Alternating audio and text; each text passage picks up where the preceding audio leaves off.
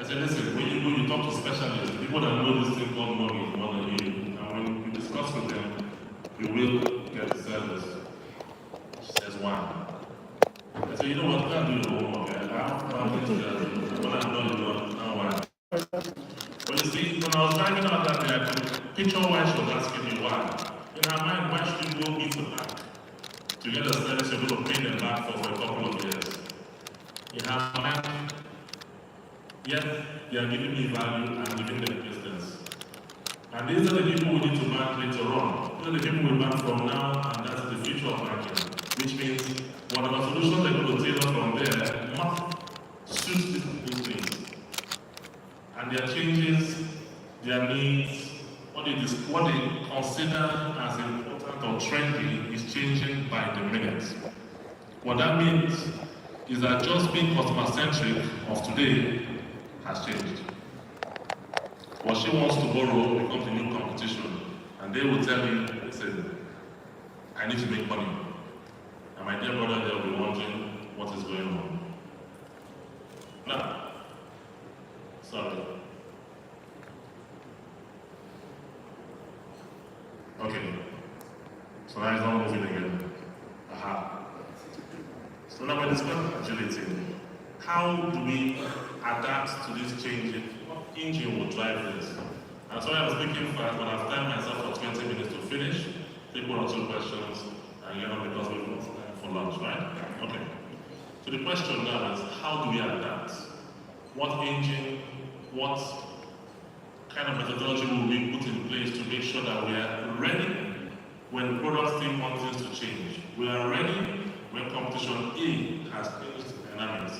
We are ready when the fintechs drop something for us. So my idea has, how many fintechs are here? Any fintechs? So we can lock the door because they're taking our cheese. No fintechs? Okay, so it does pass. Okay.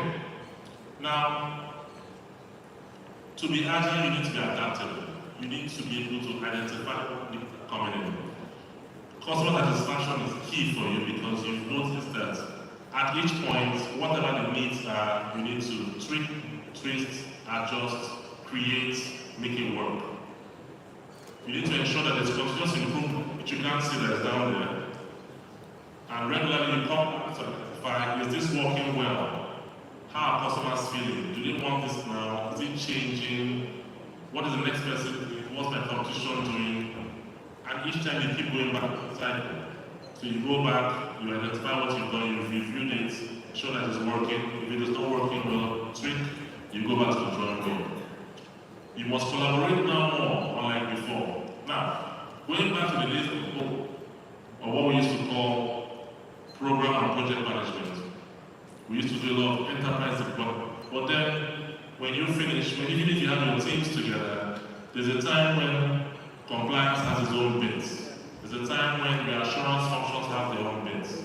These days, you must collaborate on the goal, because before you even decide on the product, you should have discussed with all your functions, discussed with all your stakeholders, ensure that everybody's on the same page, and then based on that, you start your build. Because you're doing things a lot more rapidly now, and if you do not ensure that everybody is kind of along when you move along, you will be pulled back. Now, your deployment or development is more iterative. You build, you test. User acceptance tests, user reviews, what is wrong, what don't you like, what are you changing, moving to the next sprint. And it keeps going. Now with Accra, you find that you develop things in sprints. You decide, is it 3 weeks you want to run or 4 weeks you want to run? That you want what we call shippable items, items that are ready for use. Or like the good old days I described before, where you had a window of 6 to 9 months or 1 year before you even tax on anything. Now, every cycle, there must be something that is valuable to the guys in the business, to the guys in the product. Because they are telling you, to stay competitive, you must keep changing stuff to make me competitive, to allow me sell more. Oh, guess what? Mobile app, we have it works, but the other guys now, you can do some lifestyle things. I can't sell. Then you jump back into the drawing board. Order of the day for today. So So we say you will have to be self-organized, you will have to have iterative development and ensure that everybody is working together and we keep coming back to make sure we give value to the business. Now I want to speak a bit about cloud computing, which has allowed us to collaborate from different locations, allowed us to synergize and have your development teams work together. And for those who have progressed to automated testing and the likes of it makes it easier for your delivery. Now, what this does for you, if it's adopted, it gives you scalability, allows you to be flexible in your operations. Rather than have everything just on-prem, you can have more people working on multiple things at the same time. Enjoy your shared services, get things done faster. You can actually deploy a lot faster. For those who are in core development to understand this, rather than the good old days when you write code, somebody has to do it different. You could have shared resources, and because you have shared resources and you have what you built into this, you can actually have testing done quicker, you can deploy faster, and move to your production environment. I'll try to speak less German so that it makes sense. That's how we roll. But then, if you embrace this, you have a lot of benefits. You can manage more, you can even share costs, you can choose to scale when you want and drop when you don't. Unlike the days before when you have to own technology, you have to own infrastructure, you have to buy. How many of us have had to order servers from the good old days, from HP, Dell, or by hand? I had someone make a sound. So that's, first of all, when one of those days, you go approval that says you can even buy. Then you have gotten the approval. Then you send what? RFP. After the RFP, they will take 3 or 4 weeks to respond to you that they have or they don't have. And then you issue POs. Then when you issue a PO, it usually used to be 6 months, if I remember correctly. And then they'll come back to you. But again, regulator is chasing you, products is chasing you, and there's nothing you can do about it. But again, thankfully, with cloud services, it's easier. All you need to do is subscribe, put up your spec, it's made available for you. Some other person's worried about it, some other person's worried about security. So whether the power is going to go out, it's going to come back, doesn't matter to you. Now, you will have debates for or against, because again, all of us want to keep our data on-prem. All of us want to keep our data with us. We're scared that Bank B would find a way to see what we're saying. But I think we're going to mature over time. It's a journey that every institution, as far as I'm concerned, will pick up with time. Because again, I have some debates sometimes when I argue, yes, even at sea level, we say, someone tells you, listen, I'm not going to do cloud ever. I say, do you have a phone? He says, yes. I say, you're the cloud. I said, what do I mean? Your data doesn't store here. I said, have you ever changed phones? They say, yeah. I said, you're in the cloud. I said, no. I said, your banking apps, everything you access that you put here, and you come back, and you retrieve it, your emails, it's in the cloud. But I know it's going to take a gradual process, and people will move with that. Okay. So we want to discuss some of the benefits of data-driven decisions, because I think this is interesting. So, typically when you use data to take decisions, you have a lot more insight. It's easier for you to apply this quicker, and you have better impact than you do things just on the road. Everybody understands that part, right? So, simple example, how do you do design of products today? Like again, before, Access Bank has some loan products, I can't build them. CBG has a new product, I can't create my own. I tell my marketers, go and sell it. There's nothing you shouldn't know about it, just sell it and bring back money. The next bank opens, creates a facility for cards, so they can sell it. Even if there are no cards in the neighborhood, just bring it in. But nowadays, organizations are making smarter decisions. Looking at data, looking at performance of what you put out in the market to make better decisions. Something that says, oh, listen, let's go back 2 years, 5 years. What happened? better. It makes sense. You sprinkle a bit of business intelligence and say, okay, that thing that happened, why did it happen? And then you start to go back in time, you see data, you play around with it, you start to get some insights. And the beauty about it is when you're able to do the first part and the second part, the last part becomes easier. So you say, okay, what will happen next? And what should I do about it? So, I'm sure a lot of us here understand geotagging, geolocation, how you walk into some place and someone is offering you services. These are the kind of things that work. You start noticing that, oh, I was speaking to my wife about something, or all the ads I've seen over the last 5 weeks are speaking about that. People are playing with analytics. I bought something last week, or last year, or 5 years ago. Amazon has mailed me on the day, on the anniversary to remind me I bought it. And in fact, if it was a printer, they said, oh, your toner is about to finish. It's because people are putting data together. For example, in my house I have a HP printer. Simple, easy to buy. But you know, toners are very expensive, right? So guess what? Someone sent me an email one day that says, you know, you could rent toner. And I started to wonder why.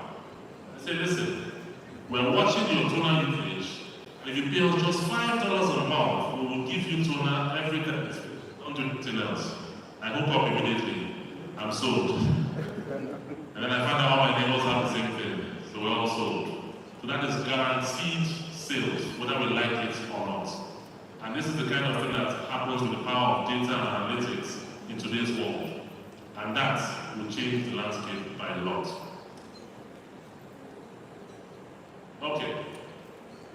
Now, to do all of these things in banking, you will agree with me that banking is a bit risk-averse. It's because the industry is working. We have stakeholders and shareholders who are looking for where is the money going to and how much have you made from the money.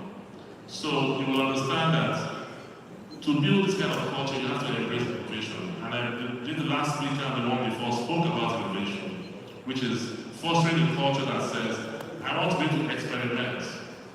Okay, business, one question for you. How many of you have come to MPR, monthly performance reviews, and you're trying to describe how, well, we went into the market, customers are not really feeling this our product that we launched, and they say, okay, where's the money? Does that happen to any of you? And then you turn around and you fight the product person and you say, listen, you gave me bad product. They say, no, we gave it to you, but this time you did it well enough. That's a culture you find in a lot of places. But again, if you foster a culture of innovation, which I mean, people say innovation is doing something differently. I say doing something different that brings value. If you have that culture, then you have people who are experimenting more.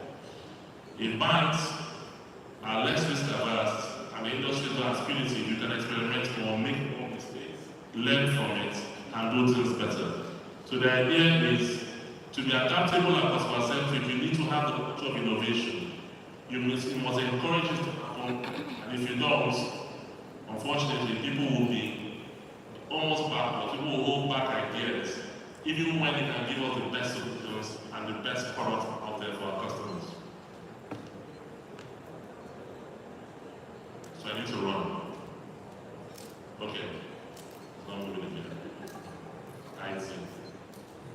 Aha. So again, simply put, the future of IT solutions delivery in banking isn't something we're looking for tomorrow. It's here right now. We need to adapt to it. We need to be customer-centric and adaptable for us to make that change, for us to come up with solutions that work, for us to deliver to customers when we need it. Again, we must build our culture. Again, we must be more adaptable, more innovative, and more creative. That's, gentlemen, to the end of the presentation. Thank you.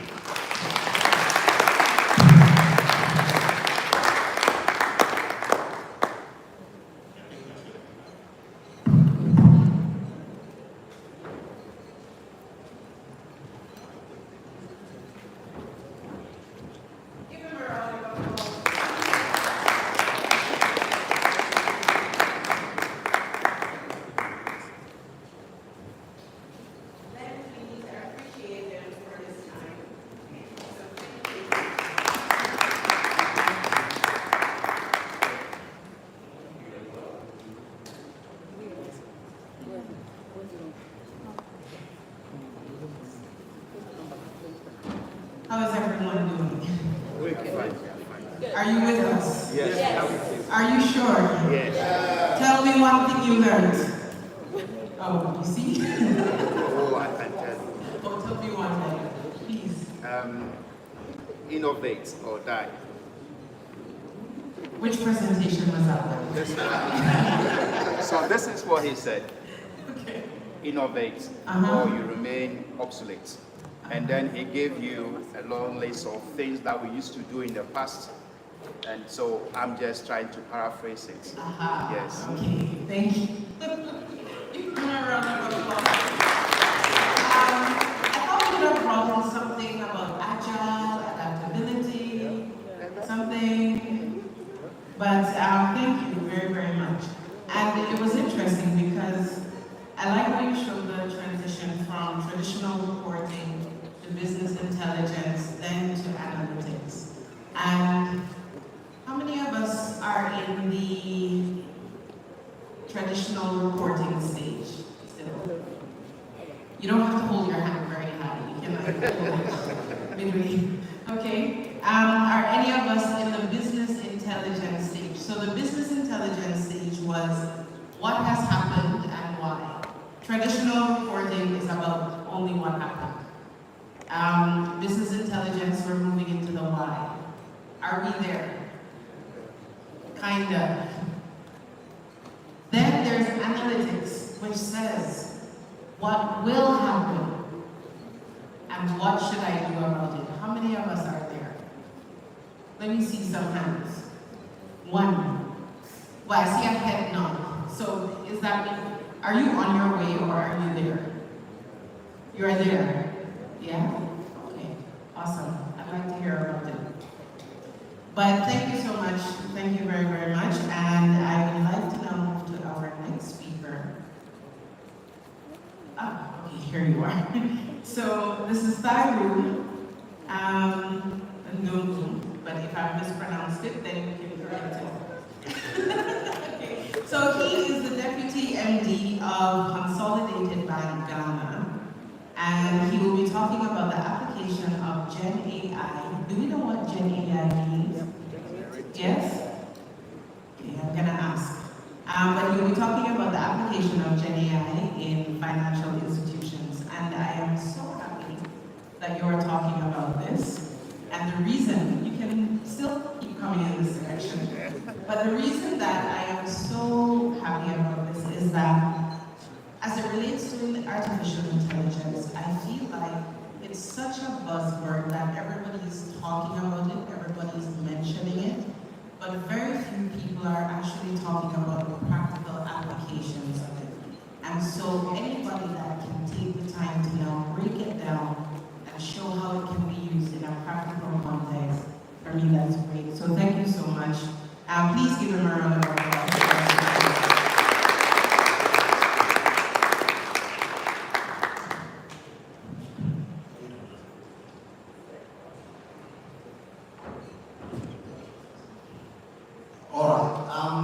I'm being given instructions. So if you see me cut my breath, shall know that I've been waved at and told that I have to stop. It's a very tall order I've been given to show the application of AI. I think all of us have used AI in a way or the other because AI has been with us for a very, very long time. You know, machine learning is part of that. It's only that we have gone to the large models that we are talking about.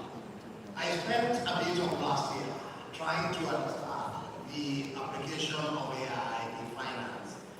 And you know, I was in the Silicon Valley. I visited a few universities. I visited a few of the big companies. I was in China in October. I had the joy of being in the streets in an autonomous car, which I thought I would jump out the window. It felt so easy. Immediately it started. So I have lived the AI journey in the middle of last year, and when Mohammed asked me, which topic would you choose? And I said, I'll choose Gen AI in finance. How many people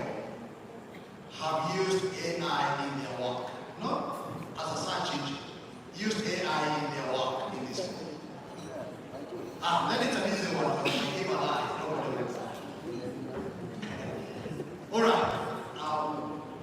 Here is, mine was quite easy. As I said, AI has been with us for a long while. And adoption has been there. And you can see in a lot of our sectors, it's being used, but mostly in the medical, but in finance, the journey has just begun. I believe most of the people who are using AI is chatbots, smart chatbots. I think that is why most of it have been applied in finance at the moment. But other parts of the world, they have been. In Ghana, I think the journey is just starting for all of us. A lot of money, as you heard, even Donald Trump is talking about building these big data centers that our generation capacity in power in Ghana itself cannot even handle one of those data centers. So I don't know what future we have. And I read something in the FT today which said, is AI going to bridge that technology divide, or is it going to make it even wider? But when I look west, that is, you're talking of the US, with the big data centers and billions of dollars being poured in there, and Ghana, we are looking for 3 billion from the IMF, then you realize that the divide is going to be even bigger. But again, hope is there, because again, you go east, China, DeepSeek, a fraction of the amounts that they are using, and it does the job. So maybe we shall come up with our own, which will even be cheaper than what they are doing. The whole idea about AI is just like the internet and anything else. It is the network effect. The more people use, the more content is created. And the whole idea about AI, and there's been a lot of talk about it, is it's not superhuman. The amount of data behind the models that make it happen. If you look at the amount of data when you just do a plot of saying, tell me about Ghana and its GDP, there is a lot of data that is going to pull from different sources to give that one paragraph. And that is where the power factor comes in, because it consumes huge amount just to give you a paragraph. And that is where the major problem is if you are not deep pocketed. So the network effect is, the more the people you use, the more the data there is to pull, and the more the refinement there is. So I would say, if I look at all of you sitting in this room, there's no need to think about building models, because that will take years to put the data together. What we need is to go to the open models and start using that, because the data is already in there. It's for you to see how applicable is the open models that are out there. And my visit to China in October, I was not surprised they came up with a cheap version of it, because they started by using the open models of the Silicon Valley. They did not start by building their own models in all their financial sectors.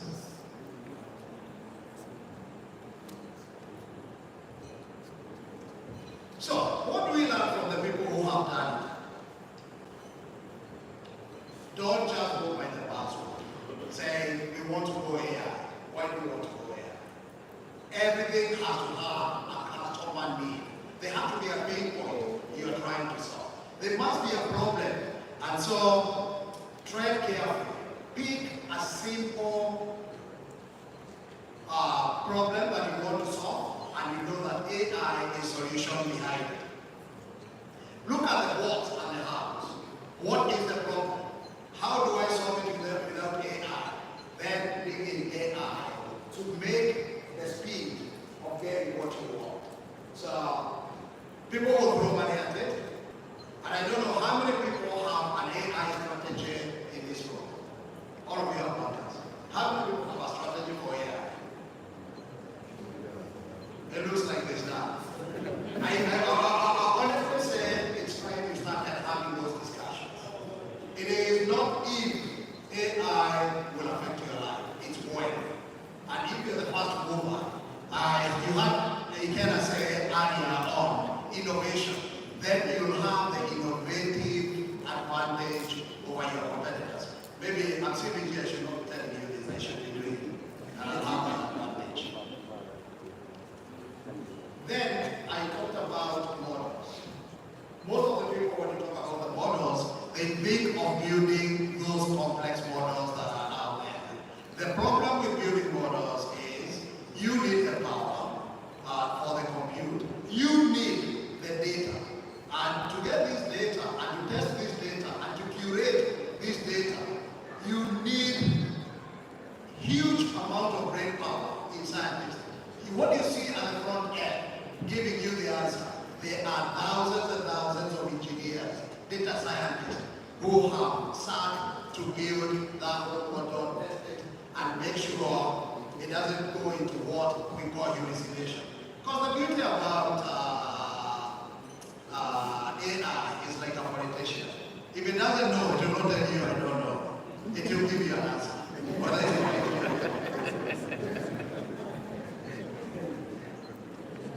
But it comes at a price as well. When you introduce AI, it's not like saying I have a new product. You have to rethink and redesign your whole process. Because I just know the process itself, the mindset of people. Because what will change is not the use of AI. What will change is, do we have the people who can utilize the power of AI in our organization?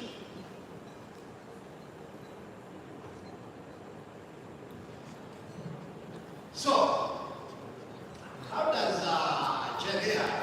Okay, let's first of all start. We started with AI, artificial intelligence, and we saw movies about it, isn't it? And these were aliens, computers which were turning against their masters and taking over the world. Then we moved to Gen AI, and now the biggest one, the G, has moved from the beginning to the middle. They are calling it artificial general intelligence. That is what they are pouring the money on. That is when you're talking of big models behaving like a human being. You argue with them. They give you instructions instead of them taking instructions from you. So that is the next step. The Gen AI now, we are seeing the next stage, which is the artificial general intelligence, AGI. But the whole idea of AI is collaboration. Because we started about 10 years ago when somebody coined the phrase, data is the new oil. But what we did not know when he said that, he meant down the road, data will be so important in what we do. And if I look at all of you here, and I go to your databases, you have a lot of data for your customers. Yeah. You have a lot of data sitting with social media, the handles you have for all the social media. But have you curated that data in a way that is going to be usable? Even if you introduce a model, is the model able to make sense out of the kind of data you have? So,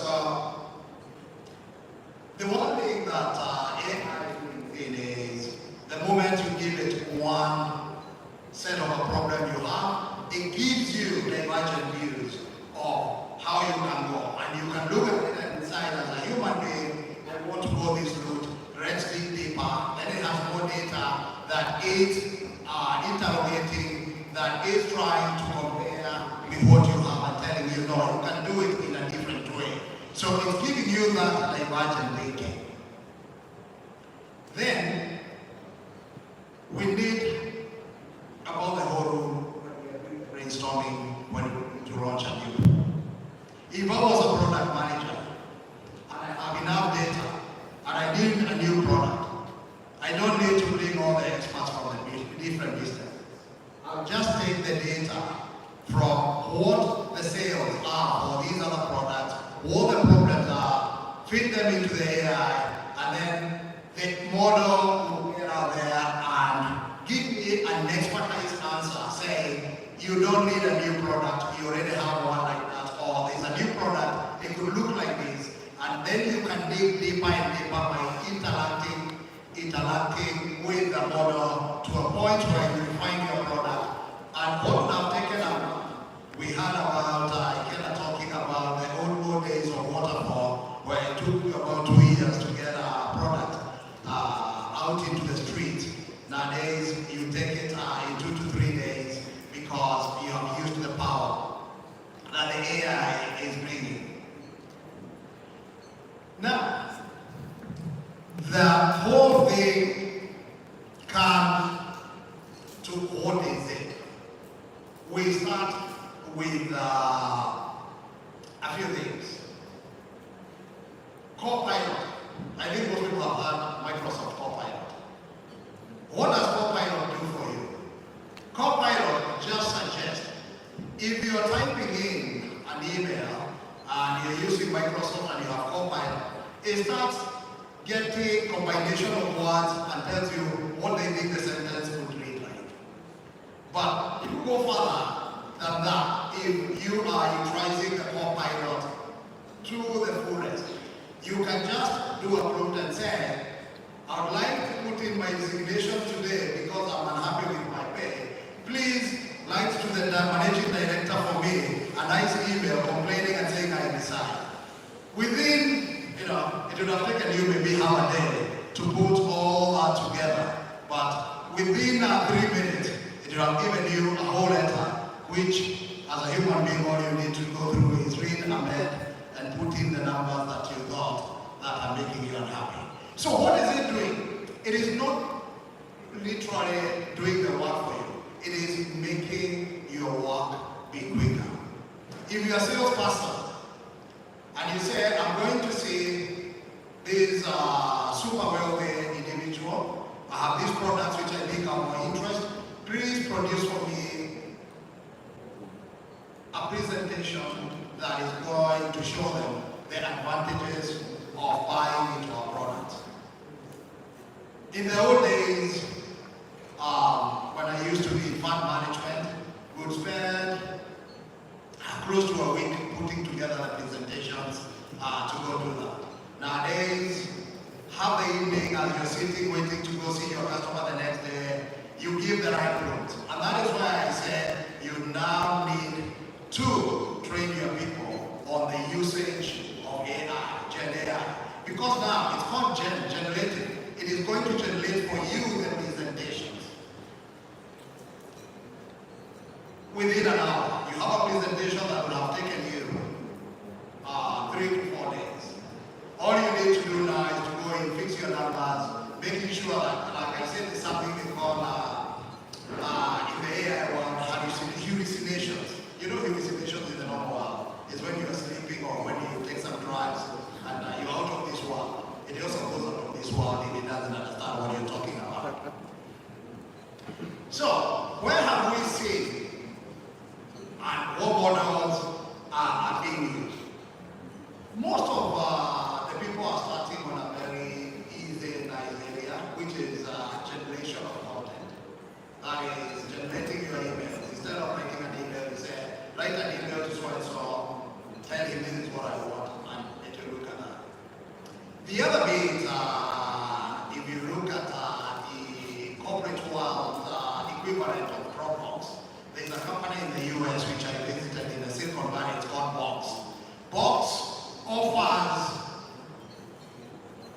archiving, like you archive, like we normally all archive in the box, but in electronic form. But when you're on the road, you have archived a customer's contract. You can just say on your prompt as a customer of Box, retrieve for me this contract. I want to send it to this client, and here is the profile of the client. And before you get to the client side, they have generated for you the contract ready to discuss with the customer. So they just don't offer that archiving or storage of your contract, but it's a smart way because you can recall your old documents and get their AI-enabled platform to generate for you for the next customer in a customized way. So there are people like Box who are using AI, and I think that is the way we banks are going to do. We are not going to be creators of models. We are going to be users of models that exist, and we are not going to be like OpenAI. We are going to be using the OpenAI's capabilities. We are going to be using Anthropic's capabilities as a mix in our environment, depending on what we are doing. We are seeing a lot of usage in the world of compliance. You know, compliance in this world has become tougher and tougher. The amount of documents you want to go through for purposes of saying AML, KYC. So what people are doing is using AI to do the heavy lifting, and the human being is left just to decide, is it a yes, is it a no, rather than doing all the work that is there.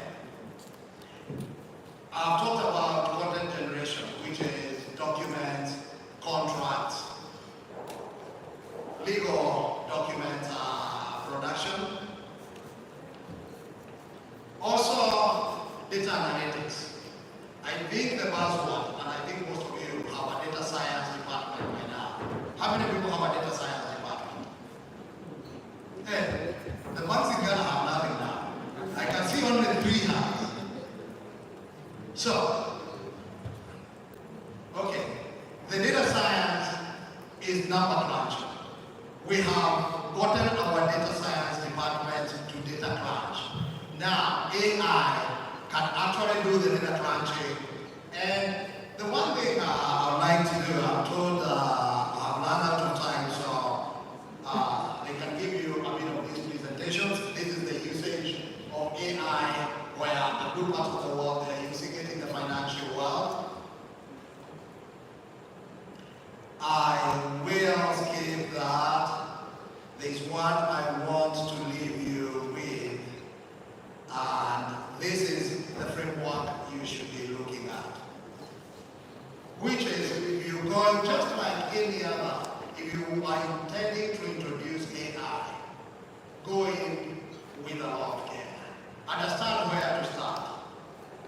And we in CPG are starting the journey of AI now. And we are starting to lay this framework. I had a few meetings in the last few weeks to lay the framework of how we're going to get into it in a very, very smart way. Don't try to sort out the most complex problems from day one, because you've got to carry your people with you. So first of all, take a very simple user case, identify the open models that are out there that you're going to use, and train and pilot with a simple group. The moment you do that, now start training people on the usage of AI, the usage of models, and then create a governance structure, because that is very, very key. If you let everybody run amok, one day you might wake up and you don't have a bank, because somebody has done something crazy out there and sold the bank without knowing that they actually sold it. So the governance structures around the usage is very, very important. Create a governance unit that every model that has to be used has to be scrutinized and approved by that governance unit. The other thing, and that is where we are going to be very interesting, is when we go to the part of AI, which is being called core thinker, AI as your core thinker. That is where, as a manager in your institutions, you get AI to become your core manager in the business.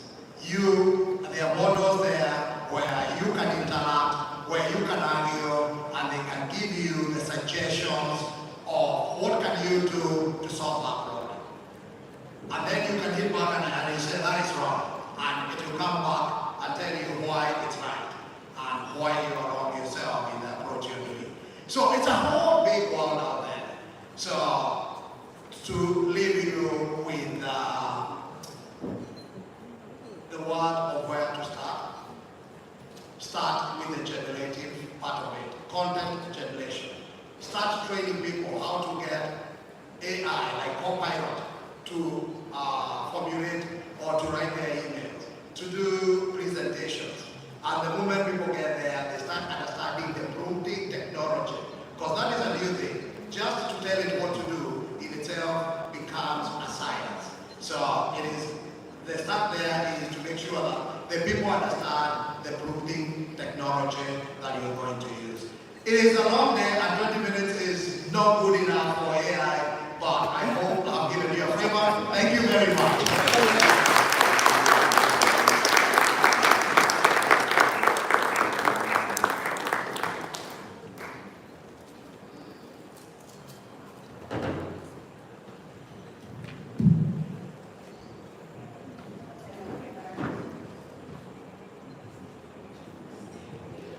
Please give him another round of applause.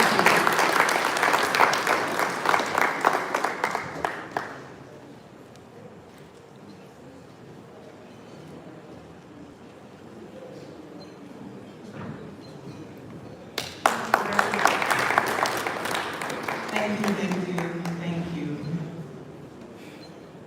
You know, I'll share two quotes about AI and moving into the generative AI space.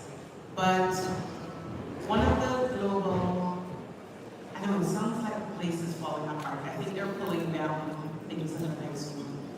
But one of the directors at Google made a comment about AI strategy. And I think it's so apt in this context because what he said was AI is actually not a strategy. He says AI is a way to deliver on the most important parts of your strategy, which means that, as Thyro said, it's a matter of first principles. You need to start with what your need is, what your problem is that you are trying to solve, before you now go and pull AI. So it's good, it's helping, it's here to stay, but make sure that you approach it in a very systematic way so that you don't lose valuable time, valuable money. Can anyone tell me what percentage of AI projects fail? I have a prize for you if you get it right. Oh, don't sleep on me, Mr. Yellow Jacket, brownish jacket. What percentage do you think of AI projects actually fail?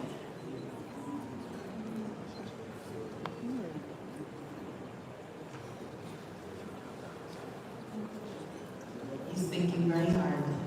What? About 50%. Okay, anybody else? What percentage of AI projects do we believe fail? Oh, there's data on it, so I'll share the percentage in a second. At the back. 70? So I hear 50, I hear 70. I'll take one more. What percentage?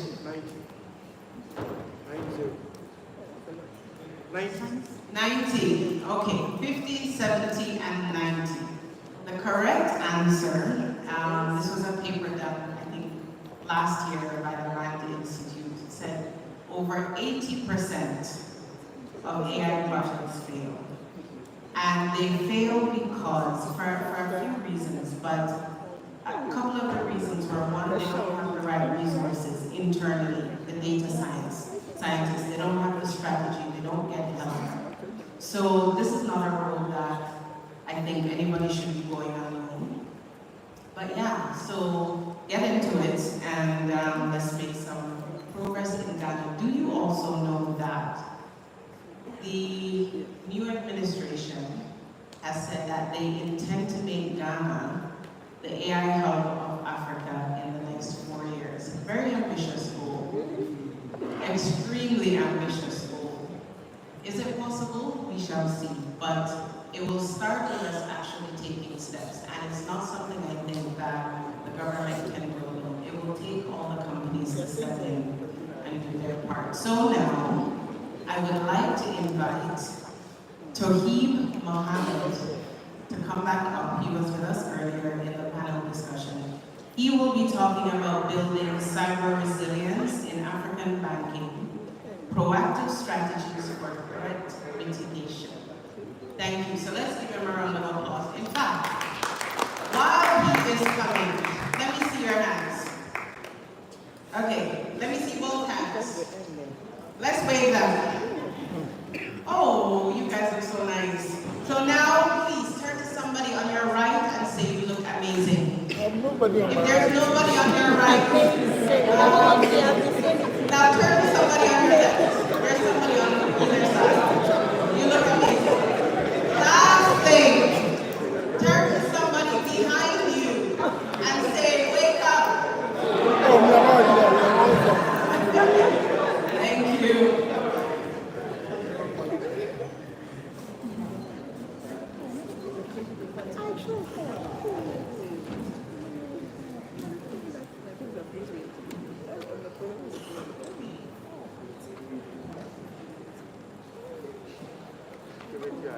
Hey, what's up? Thank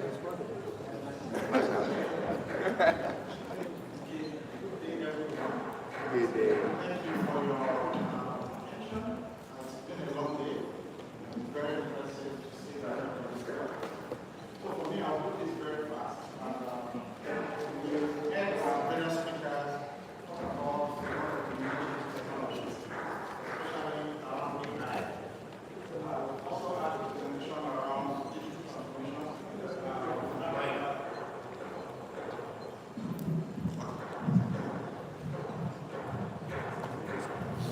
Okay, I hope you guys can hear me clearly.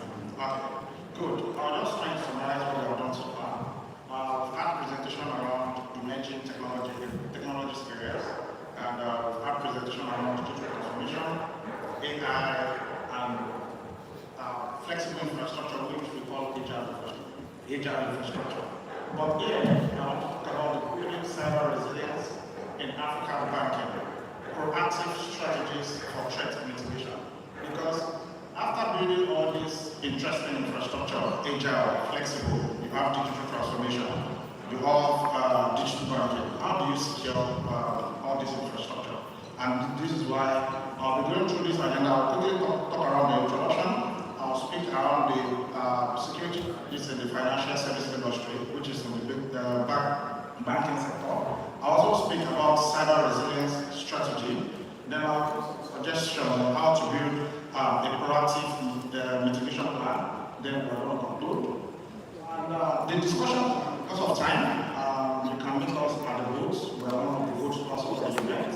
Or even during this presentation, we can come and I'll be able to take questions around this area. Number one, we are going to talk about the challenges in our region.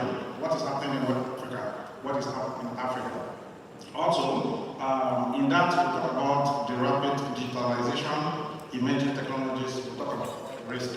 Then we're going to talk about building cyber resilience. How do we build cyber resilience? We will talk about all the threats. How do we build cyber resilience? How do we move forward as an organization? Then we'll talk about the strategies, about some suggestions, then we'll conclude and decide on next steps.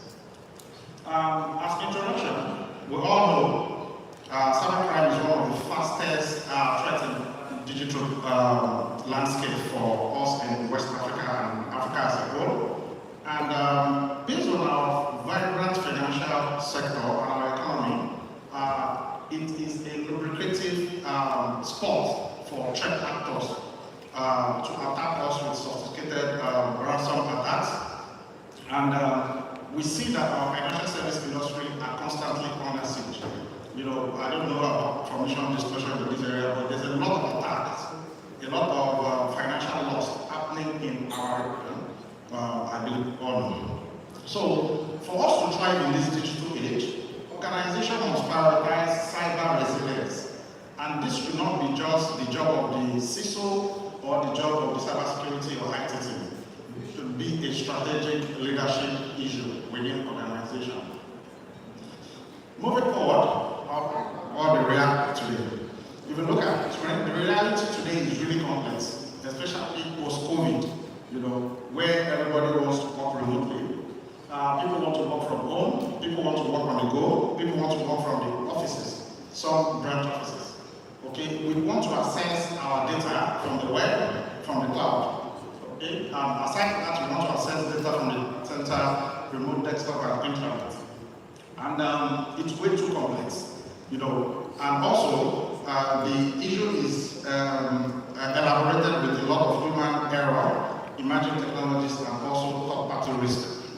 So today, the IT is continuously growing in complexity, and the attack surface increasing because you want to put things flexible, and the digital transformation is coming on. How do we? The attack surface is increasing. How do we secure the attack surface?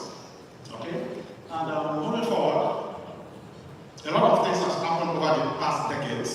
Okay, the threat landscape has been evolving. Today, we are talking about 0 day, and the 0 day has been recurring consistently. We are seeing it very frequently. Phishing attack, advanced persistent threats, to mobile threats today. And as the threat landscape is evolving, we also have cybersecurity solutions evolving to address all these areas. I'll talk about how, as IT professionals and cybersecurity professionals, how we need to consolidate our security posture in order to consolidate and have a defined strategy to address cybersecurity threats as they are coming up. Today, most of the issues we are seeing in this region has been evolving, especially around ransomware attacks, email business compromise, crypto mining, happening maliciously in an organization, chain attack, and extortion attacks. So today, in to achieve cyber resiliency, it's not just a one-time effort. We all know that security is not a destination, it is a journey. And we have to keep evolving in order to address all emerging issues. So, coming into 2025, a lot of issues have happened. I don't touch on but just go straight to it. I'll give an example. I think we've also spoken about how AI has been enabling threat actors to do things very fast. Today, they are more prolific and sophisticated in the attack using automated malware and AI in order to attack organizations.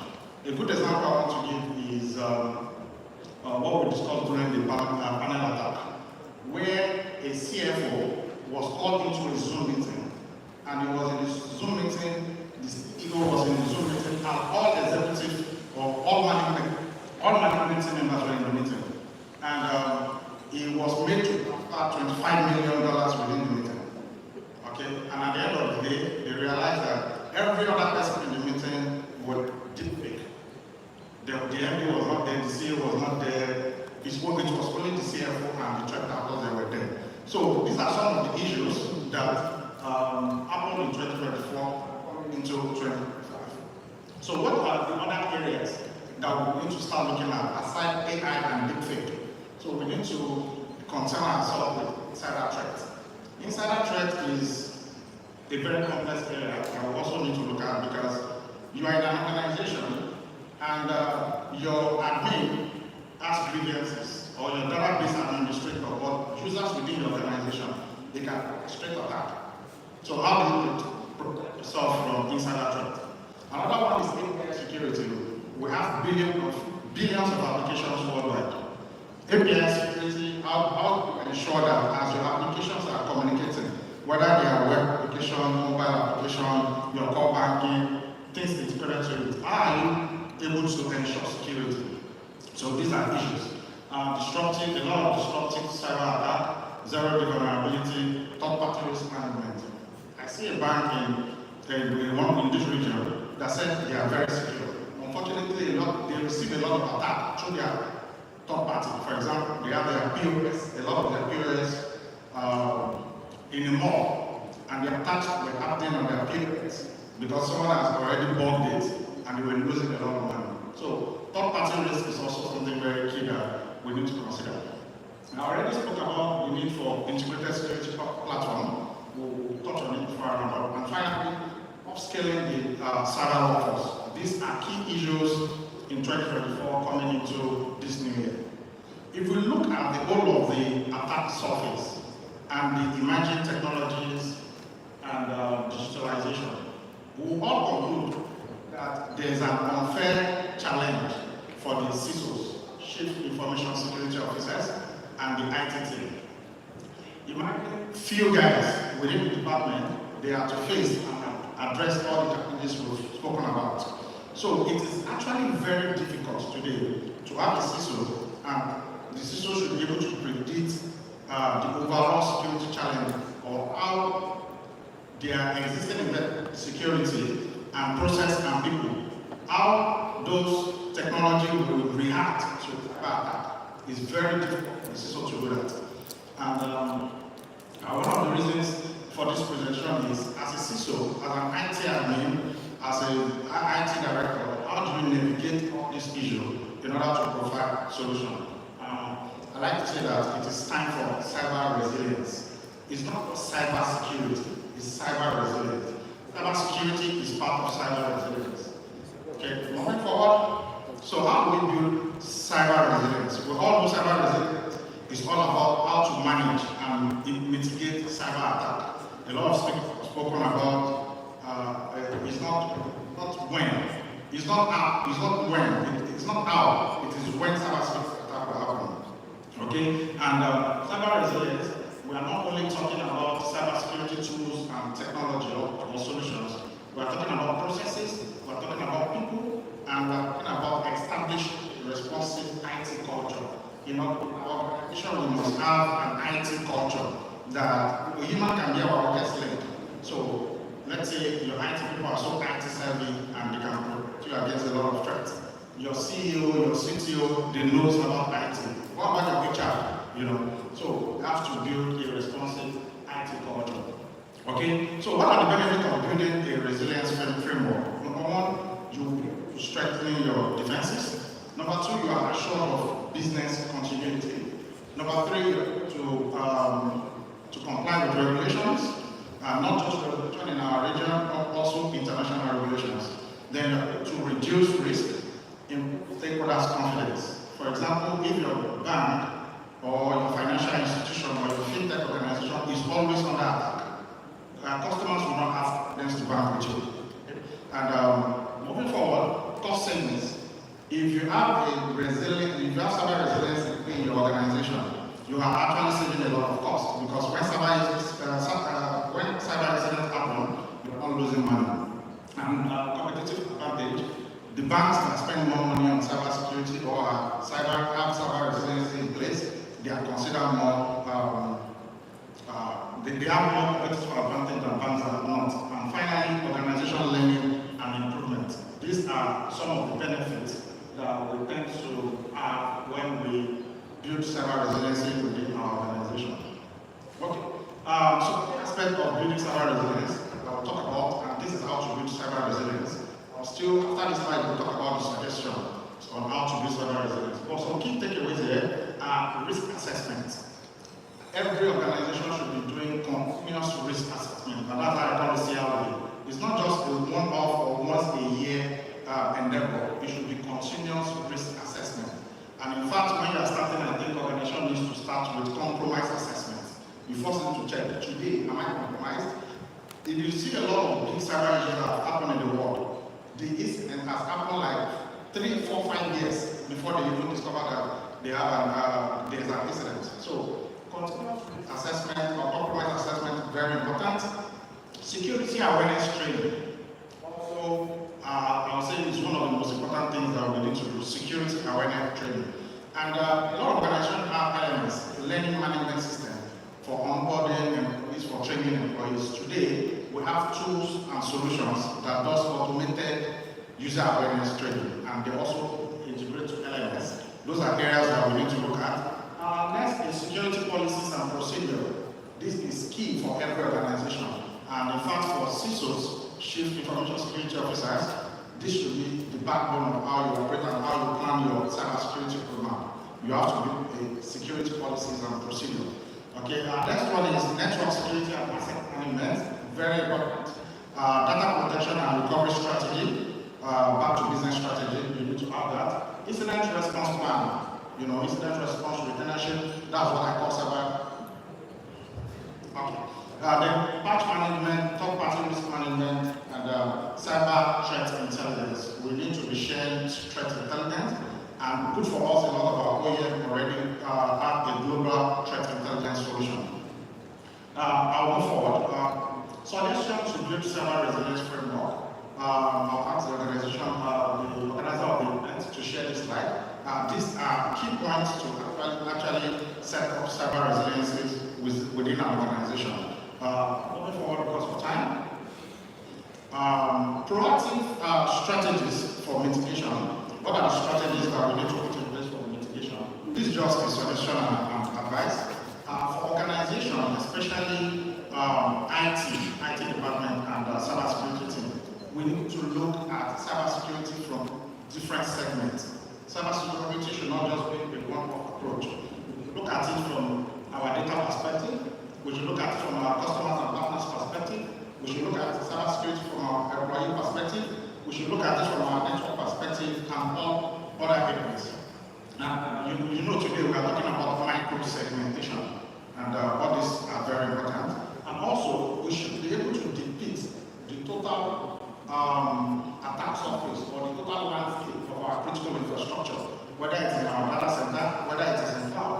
We should be able to do this and map out solutions to address those critical areas, whether it's in the web, whether within the perimeter firewall, internal firewall, and the rest. Moving forward, we need to secure our digital footprint, okay, and all those areas. Okay, let's move forward.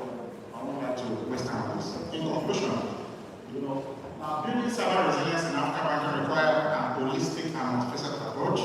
Being proactive in addressing the most recent cyber threats involves a combination of staying alert, implementing best strategies, training employees on safe cyber practices. Regular assessment and testing of security measures must be made by investing in cutting-edge technologies to foster collaboration between public and private sector and prioritizing cybersecurity education at all levels. Okay, and finally, the ability to not only prevent but also recover from cyber incidents will be key to sustaining customer trust, safeguarding financial system, and supporting economic growth in the region. I'll just end with that. So, thank you for your attention and attention.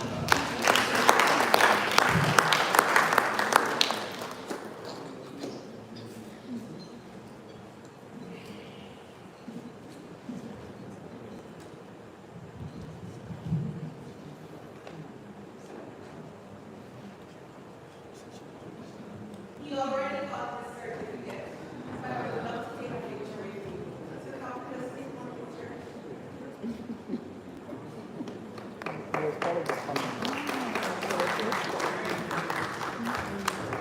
All right. Do we need to wave our hands again? No, are you sure?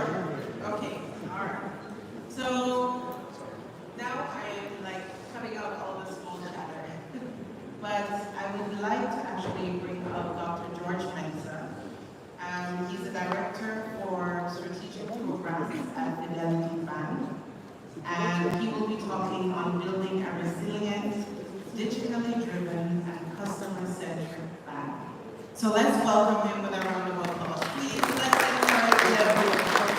Let us not fall asleep. Let us smile for him. Thank you.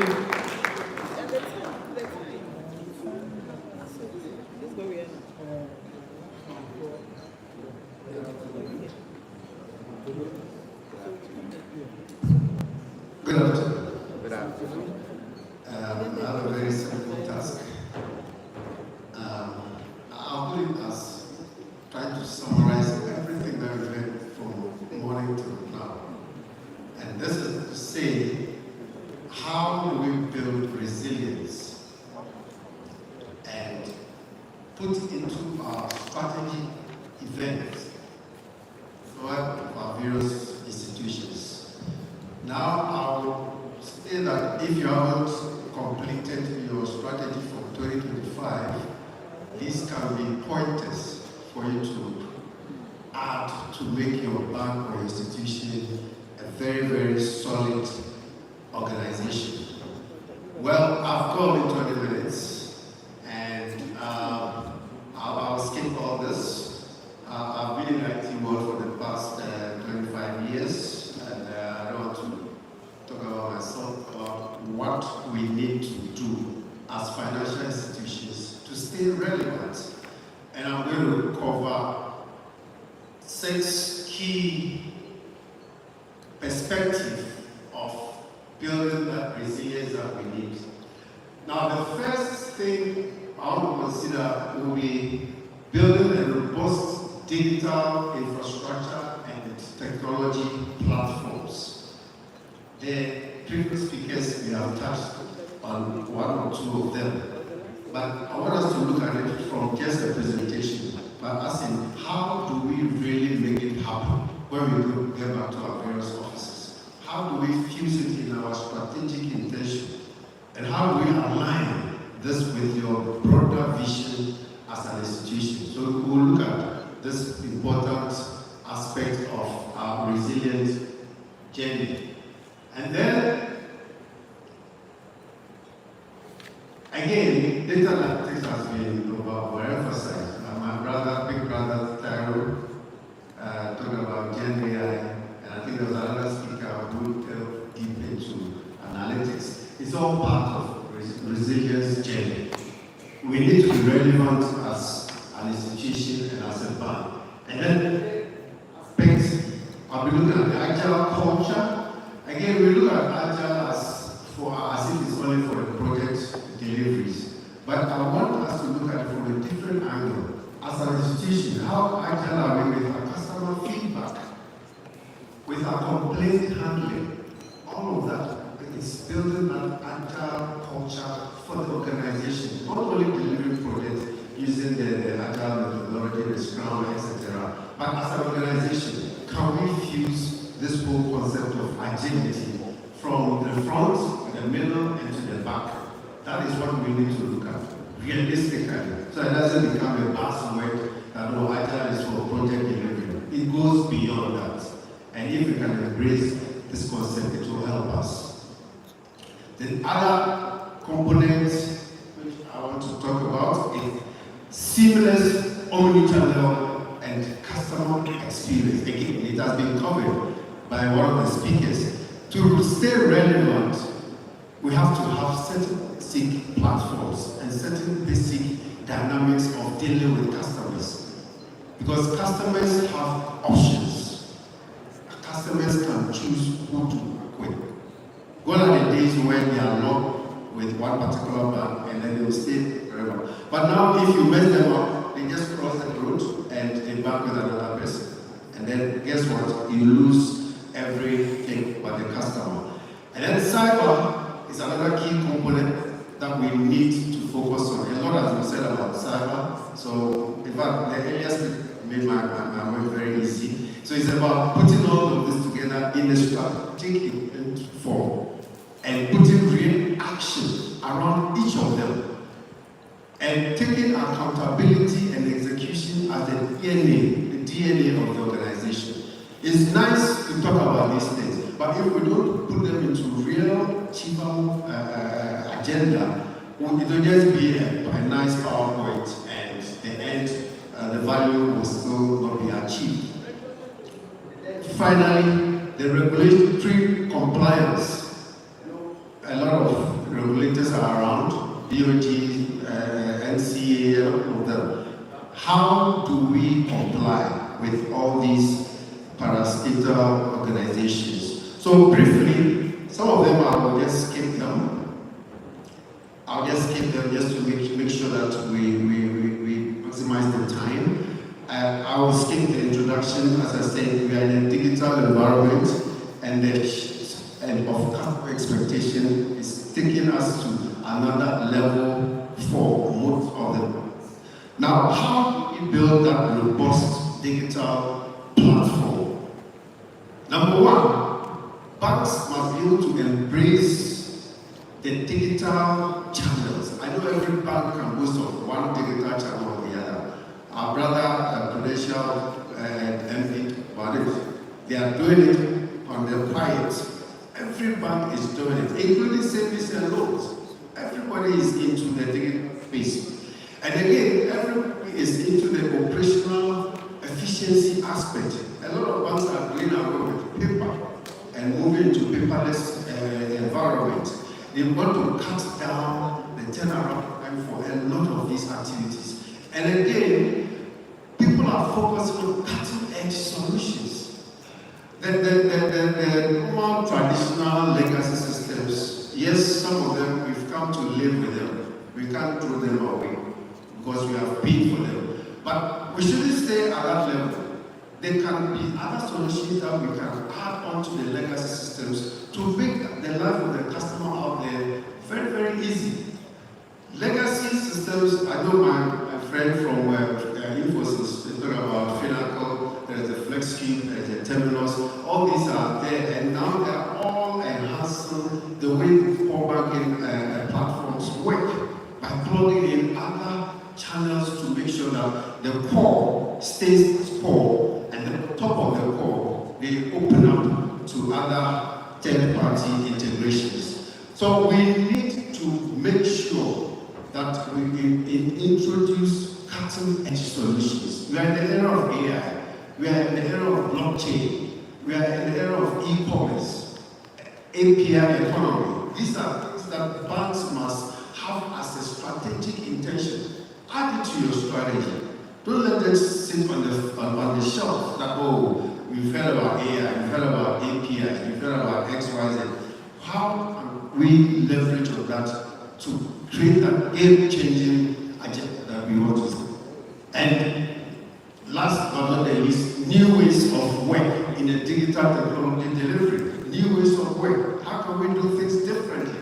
How can we change the way our tech team work, the way our businesses work, the way our branch network work?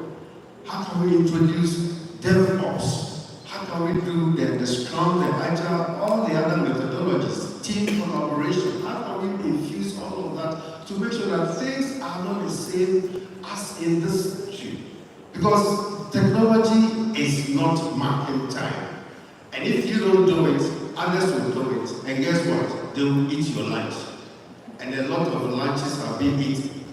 I'm sure very soon people start eating others' supper and etc. So there's lots that we can do in the tech space. And these are pointers that we can focus on or consider adding it to our normal monthly KPIs and tracking them to get the right results. Again, in building the platform, we need to look at cloud computing and scalability. One of the speakers talked about it. The time for buying service has its place, but to move faster into the market and scale upwards or downwards, let's have that mentality of going cloud as much as possible. Because you can go to market quicker, you can scale quicker, and you can do a lot of things quicker. Even though there's a debate as in, is cloud cheap or is it expensive? That debate is there. But it's a question of where do you get value from? And how do you satisfy the customer out there? So you need to, the pros and cons, and then look at what critical systems can go to cloud and what systems can stay on-prem. It's a decision that should be part of your strategic plan for the 2 to 3 year desires that you want to achieve. Again, all these are availability steps within the cloud. Some are doing a hybrid option where some systems out and some on-prem, and that's a hybrid mode which most of the banks are operating from. Again, the challenge has been with the regulators. Bank of Ghana, that's a different debate, whether they are right or wrong, as in delaying or slowing down most banks in achieving cloud objectives. Then I also spoke about to maintain that resilience, APIs and open banking should be on your agenda. Every bank has to integrate with somebody or a third party wherever they are. And to make that seamless, then you have to have an API economy, you have to have an API strategy.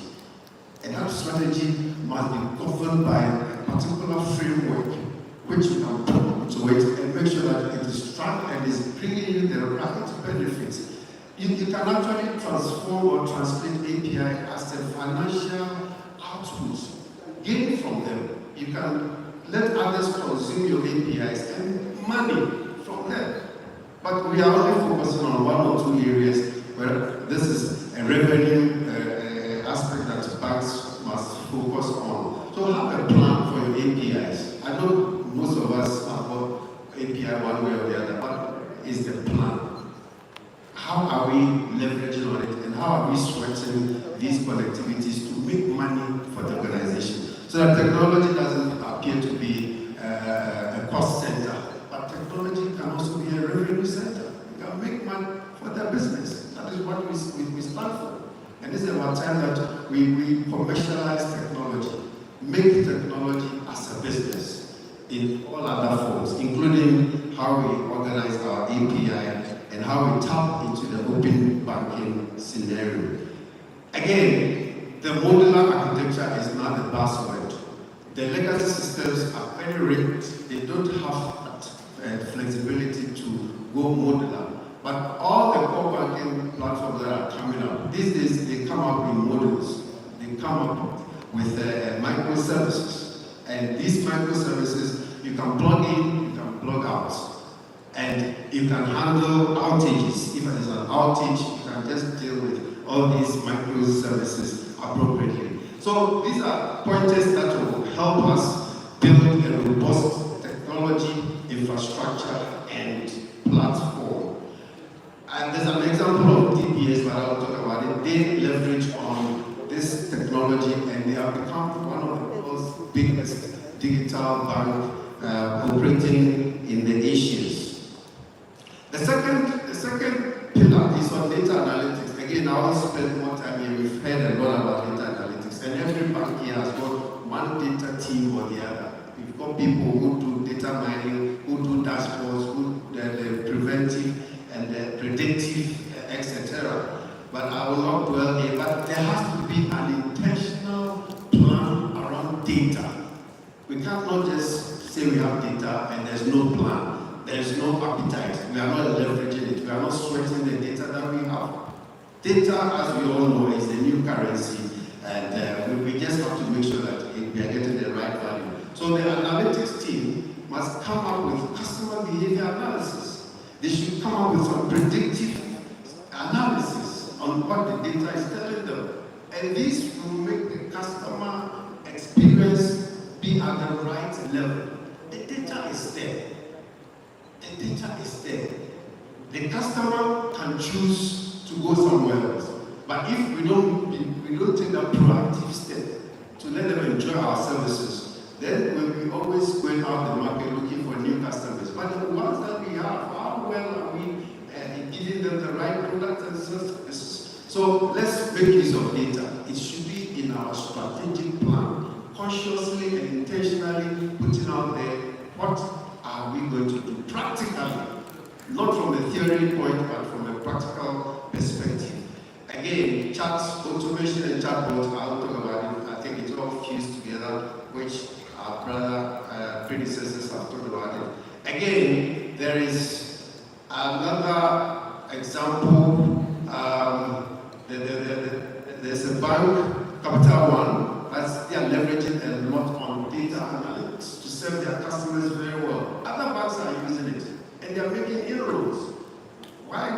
We just talk about it, we don't take the action to make it benefit us. So I want us to challenge ourselves and make sure that we can get the best out of it. Again, another key component is on agile culture and organizational transformation. I said it in brief. Agile is not only for project management. The whole organization can be agile. The way we pick up phones, the way we respond to feedback, our contact, every one of them can apply agile principles. How they get back to the customer in an agile way without following any bureaucracy. And these are the things that we do, or we must do, to make sure we can keep our customers. So there has to be that innovation mindset within the organization. It's all part of the transformation. And there has to be cross-functional collaboration. The silos must end. The silo mentality and the silo work must end. So this will also help us in making sure that we move forward. Example is BBVA Bank, which has adopted these organizational structures and making inroads.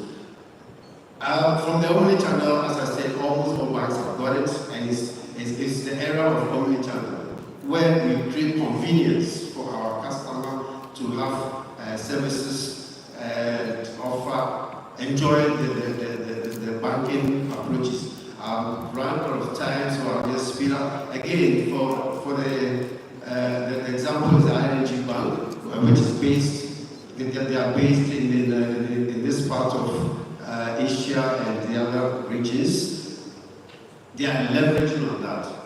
Again, cyber, I will not talk much about cyber. We know a lot about cyber now. So again, it's not about knowing about it, it's about how do we apply them to make our lives easy. So in conclusion, call to action. The slides will be made available and you can have it. Call to action. Let's have this mindset, holistic approach to building that resiliency that we are looking for. Digital capabilities and technology, agile culture. I'm big on the agile because we can all be agile. We can apply it in all the units within the bank and making sure we don't go through the hierarchical mode of doing things. And more importantly, we need to create the right environment to adapt these technological disciplines that are going out there and have an adequate provision. Every time we talk about budget constraints, and I believe the executives and the board must plug into the various initiatives and get the support. We need support from the boards of various banks. They cannot sit on the fence and push back technological spend. We need them to be carried along. And then adequate investment in digital skills. We need it. Now there's this migration of skills from Ghana to all other parts of the world. Who is going to stay to run with the skills that we need to support the banks? And it is you and I to ensure that we invest in those who are going to stay so that they can add real value. And more importantly, regulation and governance. I am big on governance. Without governance, a lot of things will go anywhere. And we need to infuse governance, agility, culture, transformation, digital, everything going together as part of our digital transformation plan or program. It has to be intentional. If we talk about it and we go our way, nothing will change. But we need game changers in this industry. We need people who can make a difference. And it takes one man, it takes one bank to make a difference so that the others will flow. So I think I'm within time. I don't want the time people to chase me, so I'll go see. Thank you very much.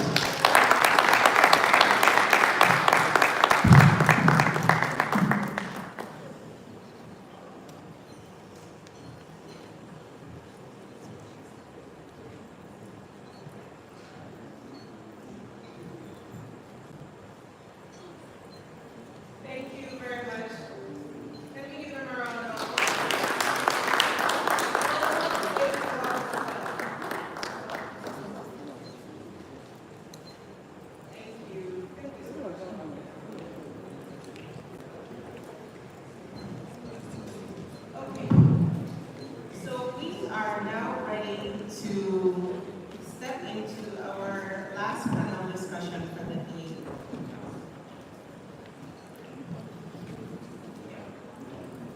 And I would like to call on Mohammed. I do not see him at the moment. So in the interest of time, what I will do is I will ask the panel members to start making their way up to the stage. So I'll call the names of the panel members while Mohammed makes his way in. So first I'll call Lorinda Addy. She is the head of customer experience at Calbank.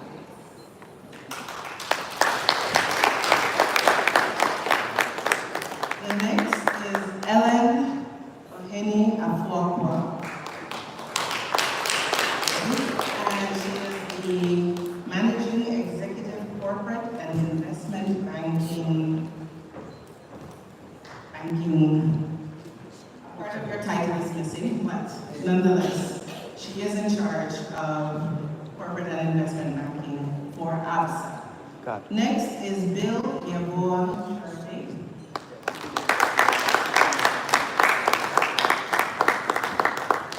And Bill is the General Manager for Technology Delivery and Innovations at CBG. Then we have Emmanuel Morgan, who is the CIO at Access Bank. And the one thing I always love about Emmanuel is his shoes. I think he's like the most comfortable speaker because you always dress so comfortable. Sorry, I think so.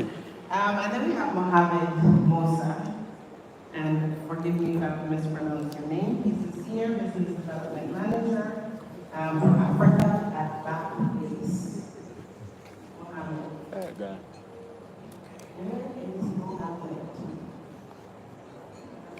You know Mohammed? Okay. All right. And the panel will be moderated by our own host, Mohammed. It's been live view. Yeah. Mohammed? Hey, where you all from? So, in the meantime, is there anyone who has a question, burning question? We'll take one question while we wait for Mohammed. About anything that you've heard. I will try from mountain. Panel members, do you have a question? No. Audience members, do you have a question? No. Where's the mountain? You're ready. The DJ one. Okay, so you're very, very ready. Okay, so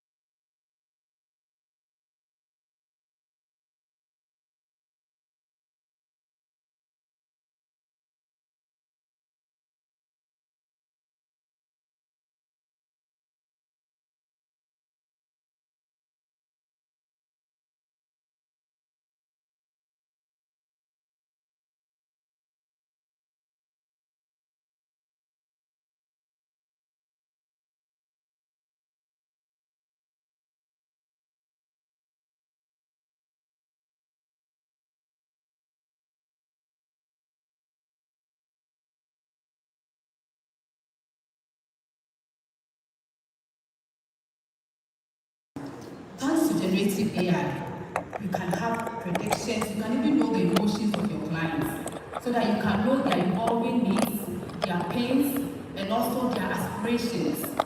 Okay, based on that, you are able to really build solutions that really are tailored to the client's needs. Because personalization is key for the clients of today. You can't treat the client as maybe a bunch of people. They want to be personalized.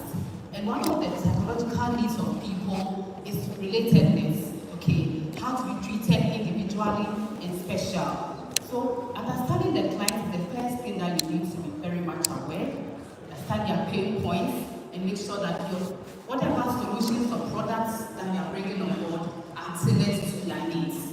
And once you understand the customer, you need to ensure that you really are using technology, big data, AI, to serve them well. How do you use technology to serve the clients? You need to ensure that you are really, I must say that you are really part of their enterprise process systems. You give them the convenience so that clients don't have to be sending manual instructions to you. You are connected to them using host to host, and at the end of the day, they are able to do their transactions seamlessly. Because all clients are looking for convenience. Which bank creates the convenience?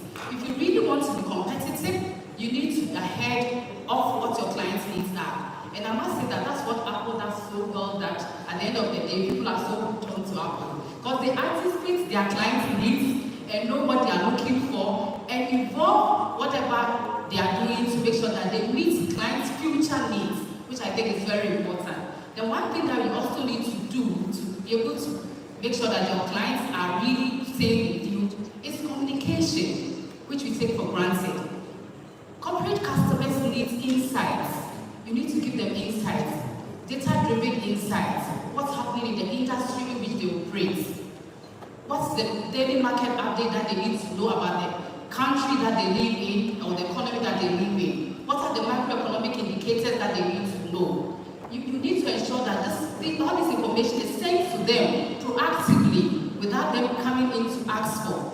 Then in doing all this, you need to also bear in mind that it's really, you have to create networking opportunities for them, because thought leadership is key. For the CIB clients, it's about thought leadership and network. For him to be able to ensure that he's growing his business and have the right information to really scale. Scaling is the key thing now.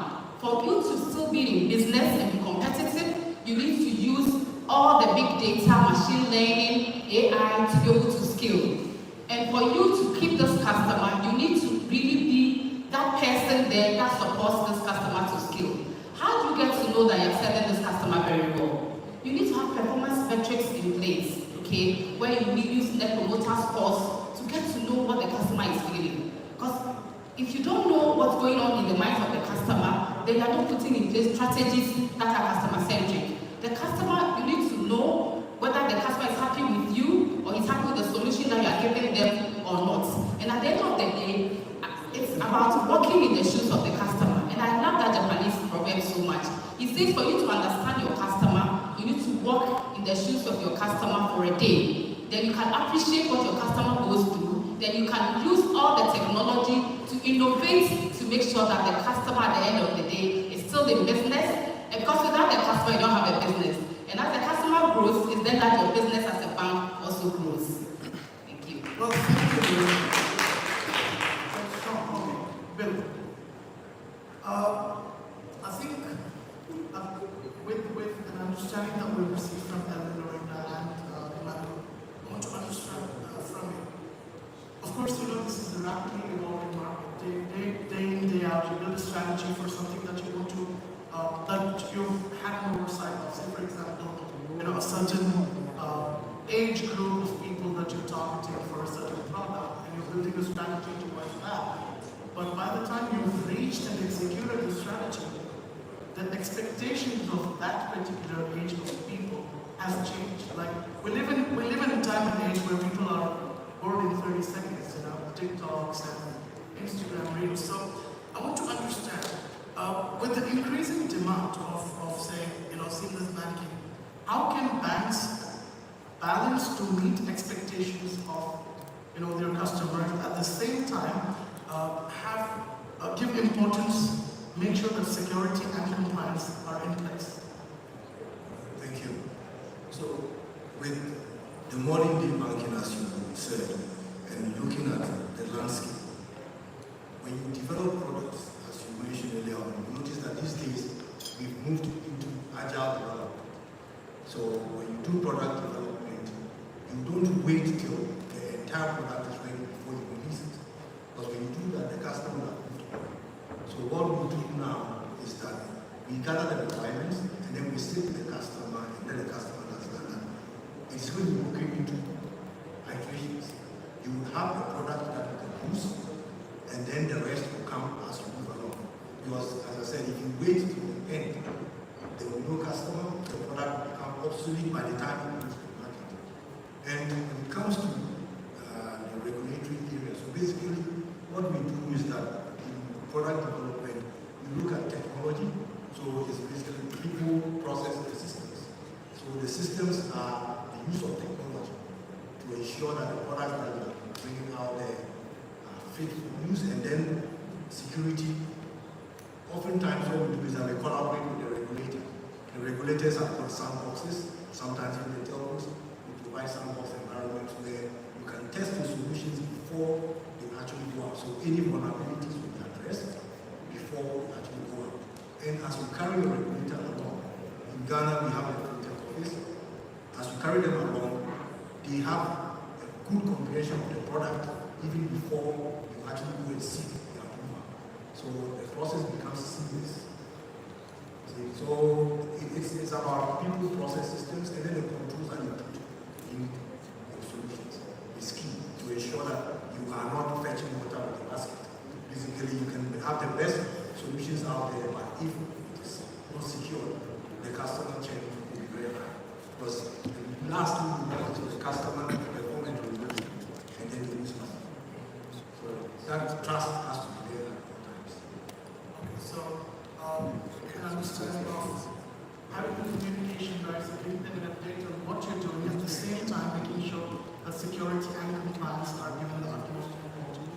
All right, my next question is for Musa. As a banking technology provider, Musa, let me understand what are the most effective solutions you've seen in, say, driving personalized digital banking experiences, to build on what Lorinda had asked, how she mentioned about making sure that your solutions are to be personalized or hyper-personalized to the user. So, if you could give me an example of what solutions do you think are most effective?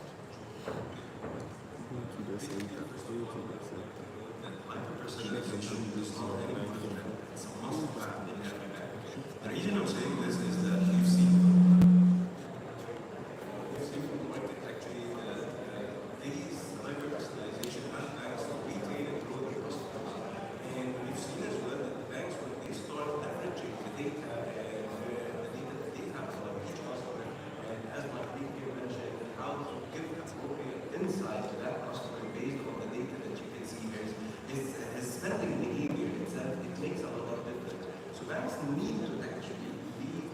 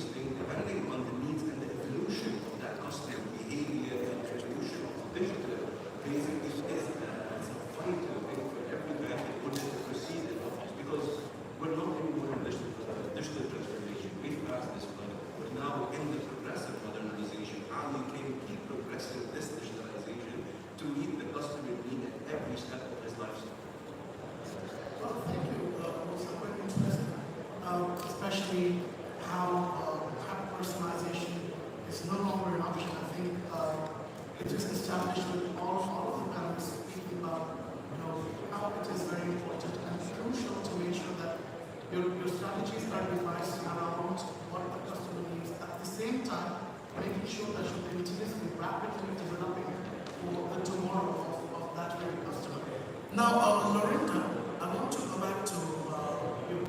How do you understand measuring and improving customer satisfaction? Because I've seen that you got this point up, right? So measuring and improving customer satisfaction is rather a major challenge, right?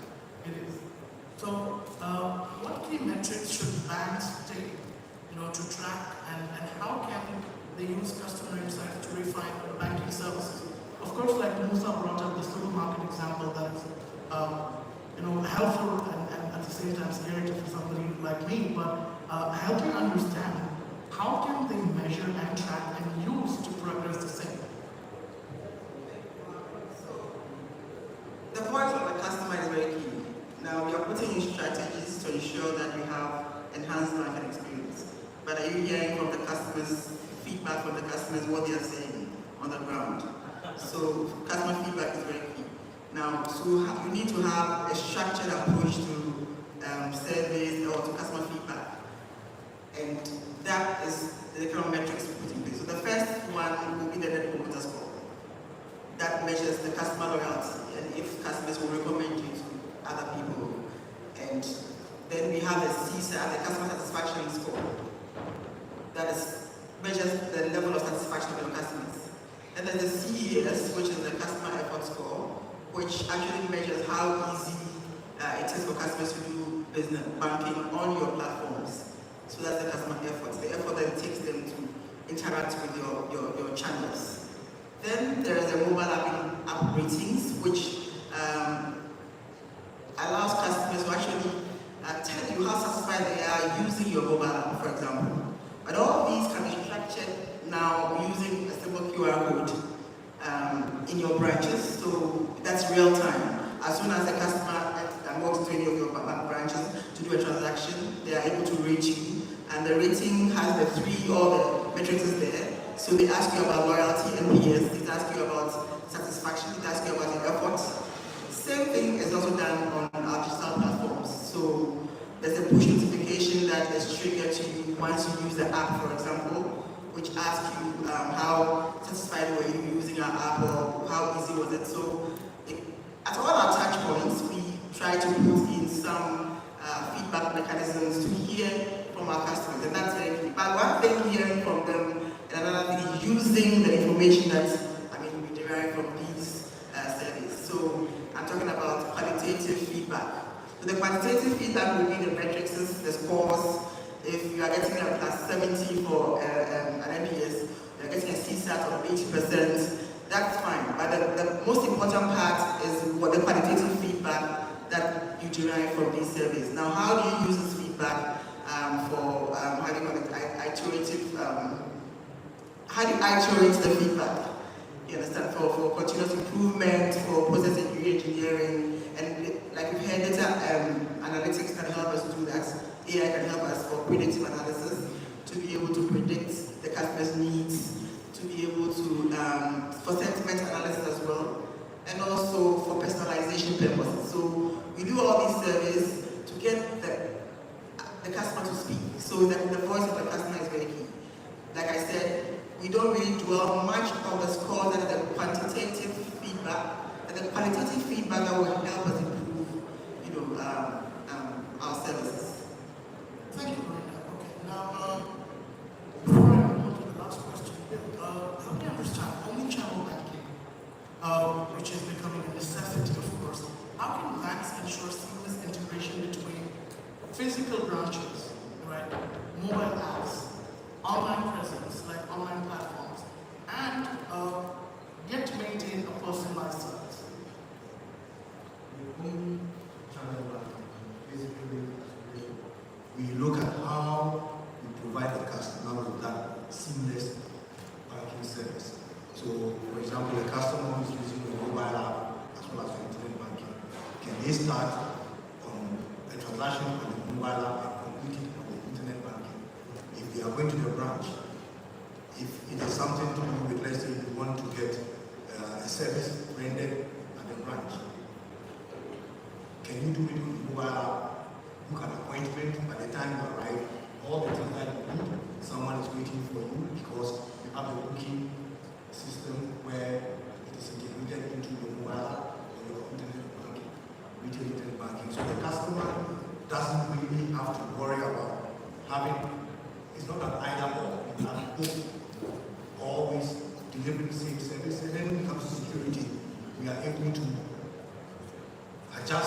based on the level of risk.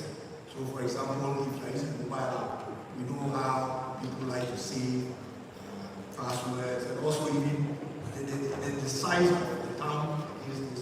So if it comes to, let's say, transaction limits, you can reduce it on the mobile app and then you increase it on retail internet banking, for example. So the only channel banking across the channels makes it possible for us to deliver through digital and also at the branches. And that is what most of us are doing today. You can go to the branch and access the service. Sometimes you go to the branch and then you tell you to use your mobile app, because we gradually discontinue some of these services to decongest the branches. And the customers are gradually looking onto it and understanding the need to provide a convenience. And then it's becoming something that most of our customers across are very much happy with. Thank you. I think one last question that I will leave open to the panel. If any of you could give one advice to banking leaders on, say, prioritizing customer-centric strategies in order to deliver the best of customer experience in today's digital era, what would that be? Okay, so I think we've spoken at length about digitization and digital transformation. I won't go into that, but what I would say is building a customer-centric organization. This is something that people just say, but they actually don't mean it. Organizations will say that we are customer-centric, but is it just a buzzword, or is it something that we live as an organization? So I'll say that we should really focus on customer-centric, putting the customer at the center of all we do, making decisions that favor our customers. So in every decision we make, we should put customers first. Now the approach should be also changing mindsets in the organization. We have to standardize everything that we do. So you go to a branch A and you are treated this way, you go to a branch B, the same thing must apply. So standardization across all your touch points. And so you cascade standards for staff, standards for frontline staff, and ensure that these standards are adhered to. And that's the only way you can uphold that kind of culture. Now, one thing that Amazon had done and Jeff Bezos had done was to introduce the empty chair concept. And the empty chair concept was he would put an empty chair, or he would put an empty chair in all their meetings, and that empty chair represented the unseen customer, as it were. And so as you look at that chair, it reminds you that every decision that you are taking is about the customer. And so we should watch it. If it's a product development, what is the customer's input? Whatever we are doing, what is the customer's input? And that's the kind of cycle of customer input. So all meetings, whether management meetings, staff meetings, departmental meetings, we had that empty chair. So you have the Amazon empty chair principle. So customer centricity is very key, and I think that's what we should all embrace. It could be something, another approach for your bank or institution. I mean, Amazon is just an empty chair. You could say you have a service pledge that all staff must say and live and get committed to that pledge. That we pledge to probably strive for service excellence, for example. It could be anything, but hold staff accountable to customer centricity. Train them, make them fully aware of what to do and what customers are expecting from them. Put standards in place, enforce standards, use sanctions and rewards if you have to enforce standards. And customer centricity is a key area, having talked about digitization and everything. If staff are not upholding customer centricity, we will not achieve much. And one speaker spoke about how the customer is king or queen. But I want to add that the customer is now, apart from being a king, they are king makers. Because they can make what they do. The customer can decide to patronize your service or leave your business, and so they are king makers as well. So that's what I did with that. Well, thank you. Ellen. Well done, Marita. So the people is also very important. The mindset of the people. Because without the people, the customer will not be happy. Are they well trained? Do you even understand the solutions that they are delivering? Okay, and do they really understand the clients too? So I think it's very important to also look at the people aspect. For for you to build a customer-centric organization, your employee is very key. The employees need to be well trained, they need to understand the solutions they are selling to the customer, and also their mindset. And there should be KPIs for the employees to be measured on how they are serving the customer. Thank you. Well, thank you, very, very said, of course. It is important to have the right set of KPIs in place. I think that is probably what you guys speak inside the bank from a bank's point of view. That's an advice probably what you already given to your bank, right? From a solution provider point of view, or rather just a customer's point of view, what do you think is one piece of advice that you want to give to the banking leaders on prioritizing customers?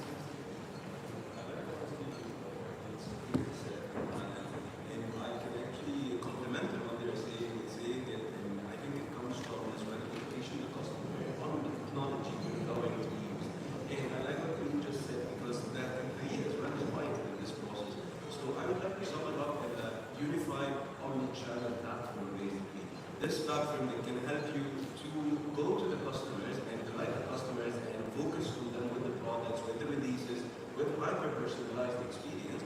And at the same time, we are helping the employee from other side, at least to give them a 360 view for each customer he needs to go. I like what Ben just said a while ago. He said when the employee comes, when the customer comes into the bank employee, so the bank employee have everything needed that that customer needs. That's actually very good when you think about it. You are saving time, you are actually leveraging extra employees in different parts of the bank when you think about it. And not only that, you can actually control what each employee can see from entitlements you decide with them. So you're actually making them hyper-focused on their KPIs as Lee said. So that would be my answer. Right, and with them having access to this kind of data, they can leverage that and ensure that each customer is going to have a very personalized and a different experience around the approach that they expect, right? Now, to sum it up, just to close, I think I'm going to close the panel with just one statement that I picked up and I'm going to leave the stage with, is a successful business is a satisfied customer. A satisfied customer is a successful business. Well said, your Professor Ellen. So thank you so much. I think, please give a big round of applause to you.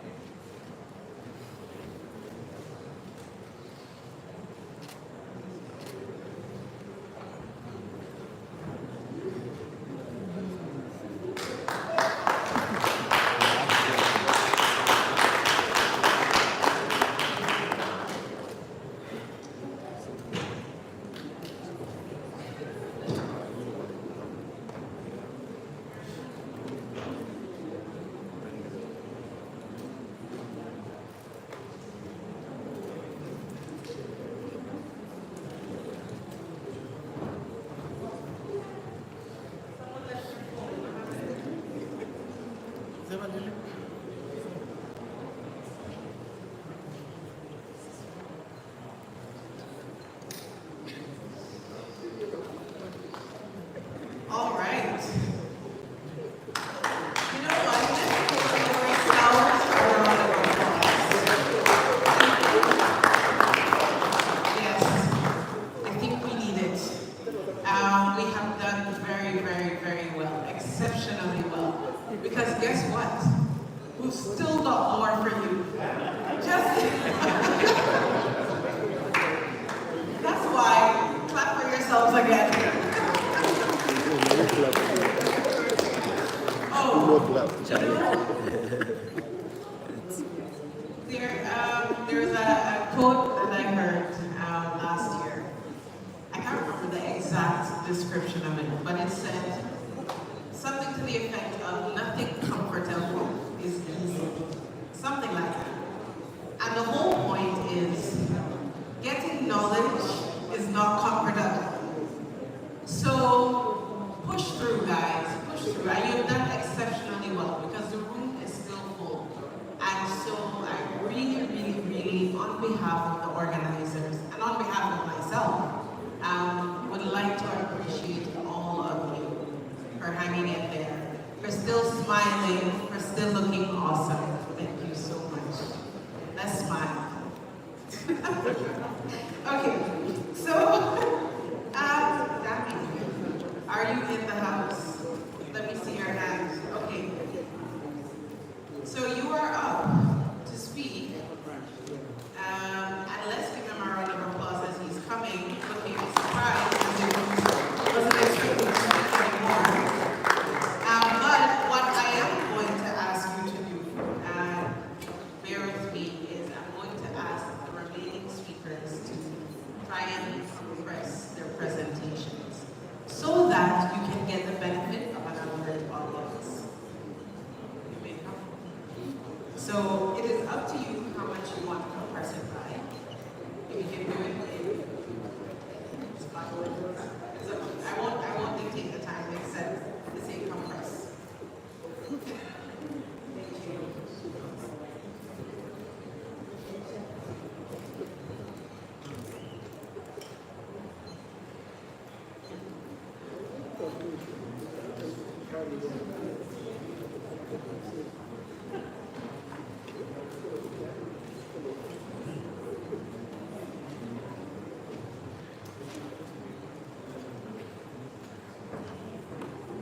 You can do this, guys. Hang in there. We're almost there.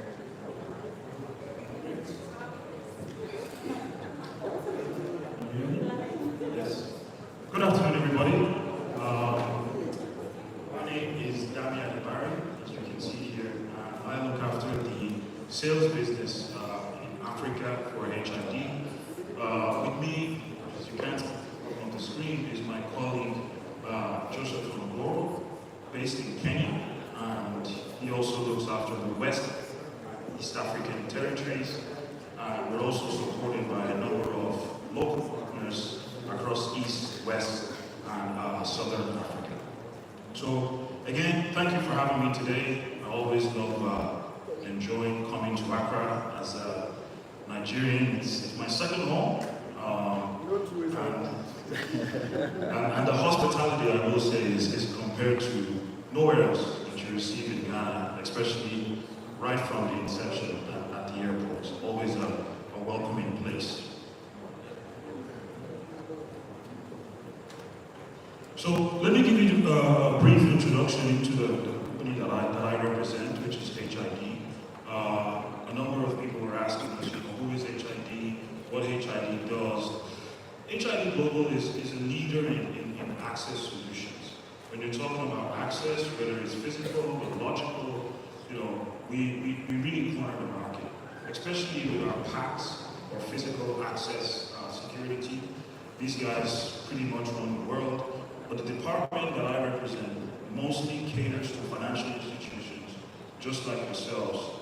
And we have a number of solutions where we play in the identity and access management system. We operate in over 70 countries globally, 7.8 million devices protected. In Africa alone, we have over 30 customers, and we've got over 25 years of market leadership. And some of the key pain points that we help financial institutions solve, and I'm sure many of you in the room will be quite familiar with this. So we solve, account takeover fraud, SIM swap, social engineering, scams and phishing attempts, mobile and internet banking threats, high rates of customer abandonment, and also what I'm mostly going to focus on today, internal or employee authentication.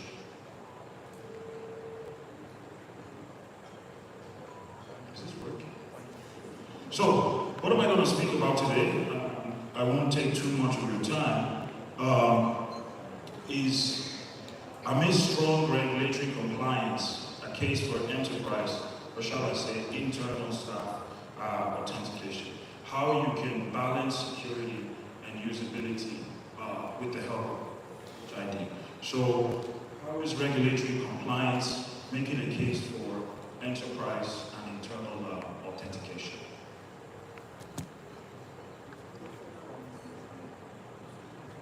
So let me start with, 2022.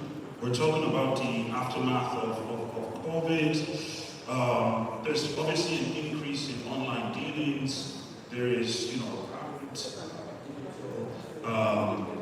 projects that we're seeing. And when you see a lot of digital transformation projects, you start to see a steady rise in cybercrime, not only by customers, but by employees as well.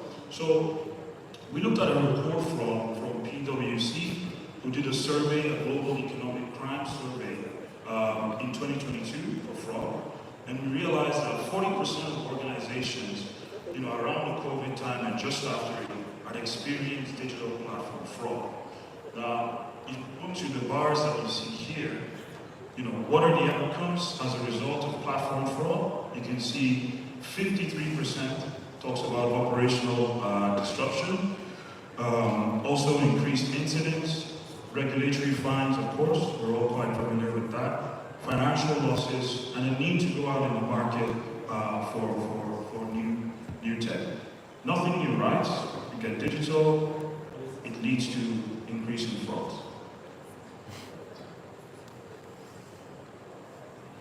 And then, who are the main perpetrators of the most serious and disruptive frauds experienced? So, the same economic crime fraud survey by PwC tells us that 43% of frauds are experienced by external perpetrators, right?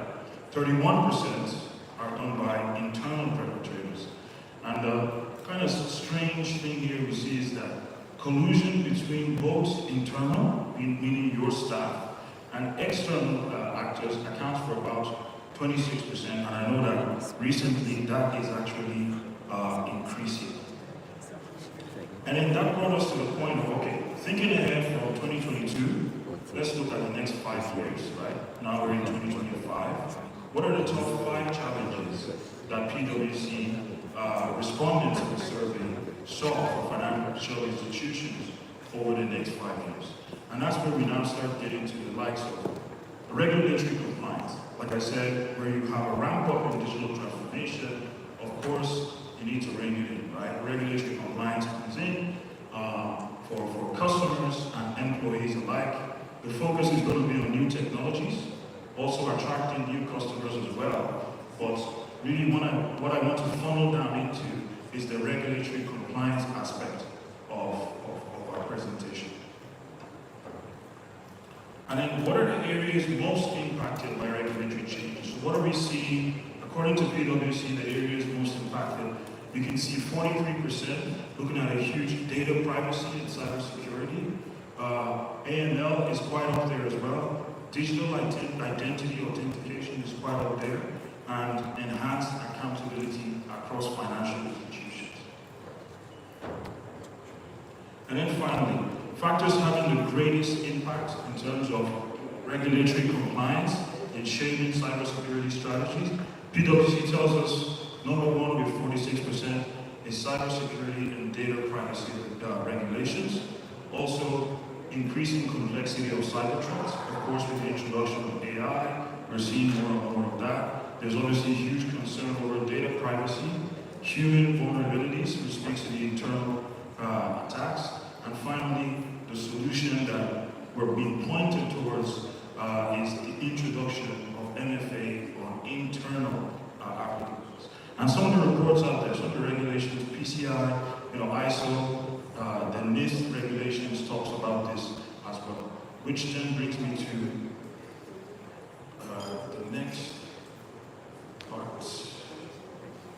Yeah, so then which then brings me to the case of having MFA for internal multi-factor authentication. You can see there is the Cyber and Information Security Directive by Bank of Ghana, list that I mentioned earlier, ISO and the PCI, which talks about, you know, looking after your customers' details from cars and so on. So let's move into multi-factor authentication. You know, securing what matters to you, securing what matters to your employees across bank applications and employee authentication as well. So, understanding the MFA. What is MFA? I'm sure most people are quite familiar with that. What you know, who you are, what you have. What you know, PIN and password, who you are, fingerprint, facial biometrics. What you have could be your phone, could be a FIDO card, and so on. And then we mix that with a number of things like what you do, where you are, and when you act, giving you a time frame.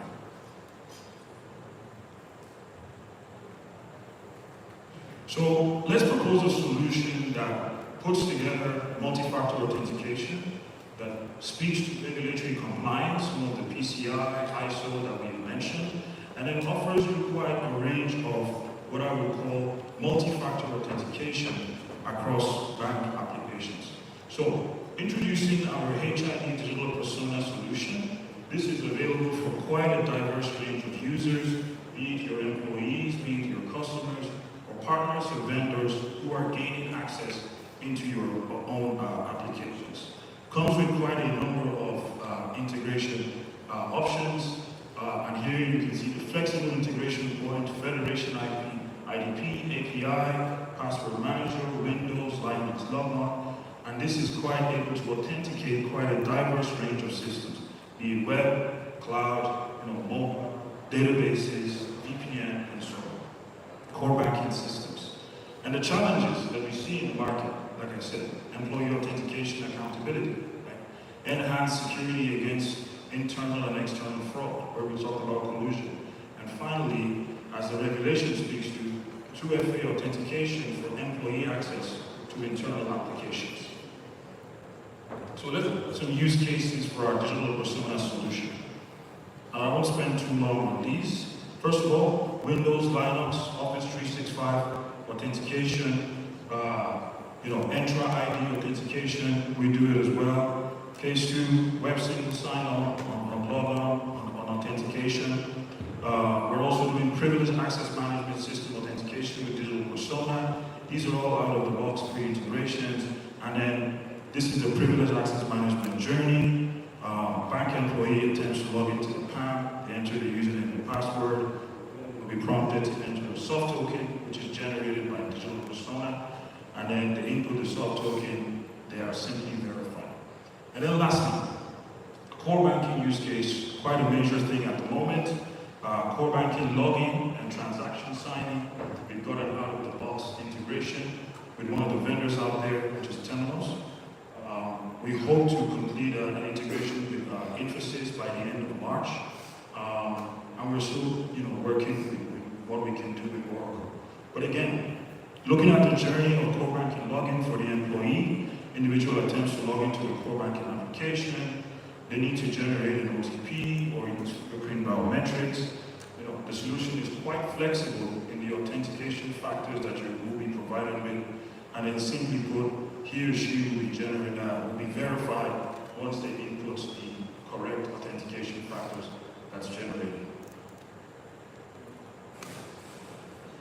So let's look at if I can get this to play.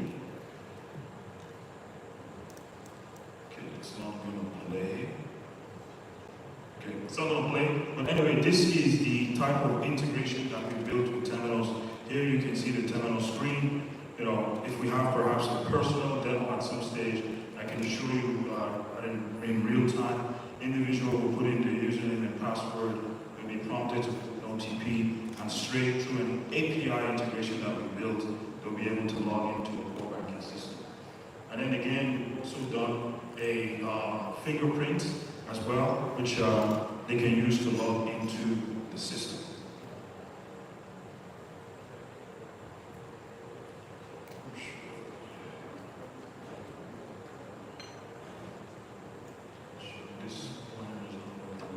So, just to look at some other factors that financial institutions should cover when looking for the perfect fit for MFA solution provider for their internal applications.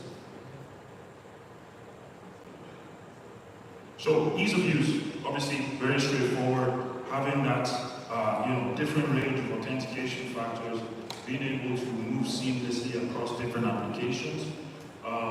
Again, we also look at having quite a range of multi-factor authentication solutions, what you know, who you are, what you have, allowing you the flexibility to move across authentication factors, employment, professional services, and a solution that really covers several applications, allowing you to be quite cost effective.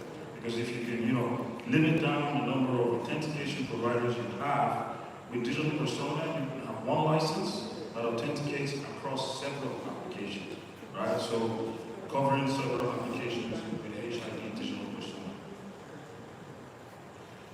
I'll skip that because the lady is chasing me.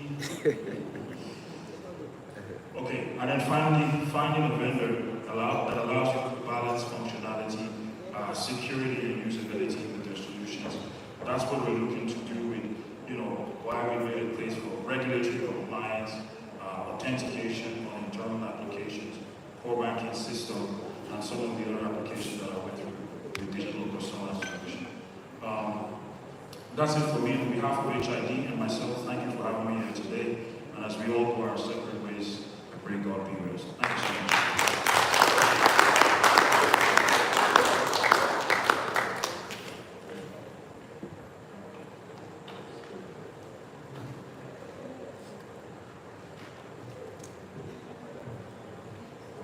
Thank you, everyone.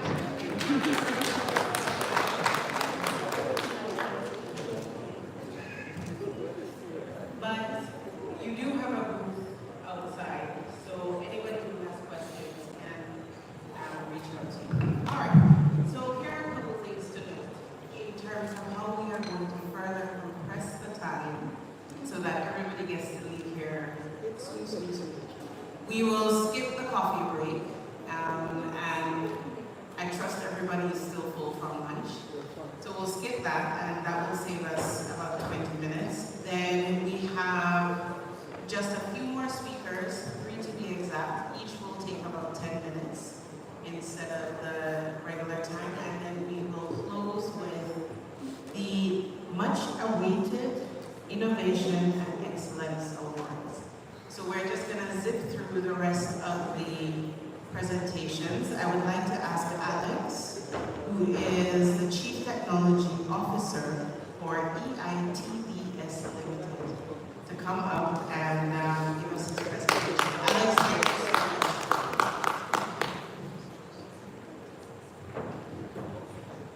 we can talk a little more. Encourage you. Because we want you to do this half the time. So let's really encourage you.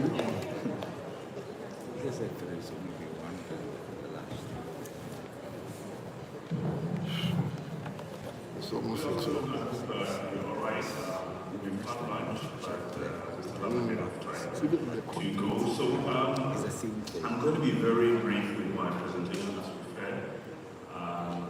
Now, data security is a very important topic. We hear of a lot of cyber attacks. And we also realize that these cyber attacks make us actually nervous, so we lose quite a bit of peace of mind on that. Now, I'd like to tell you a short story. I work with a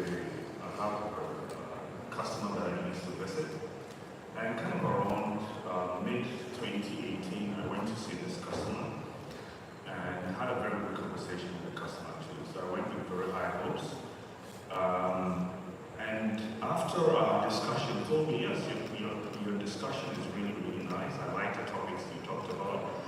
But we are a manufacturing company, and so we are not interested in investing in IT because IT is not our core business. So in fact, I went with this really big echo, but I went back home with a small ego, so to say, because I was not able to achieve why I went there. Now, why am I talking about this? Because it's about data security. Now, I'm going to break here, and after some time, I'm going to go back to that story. And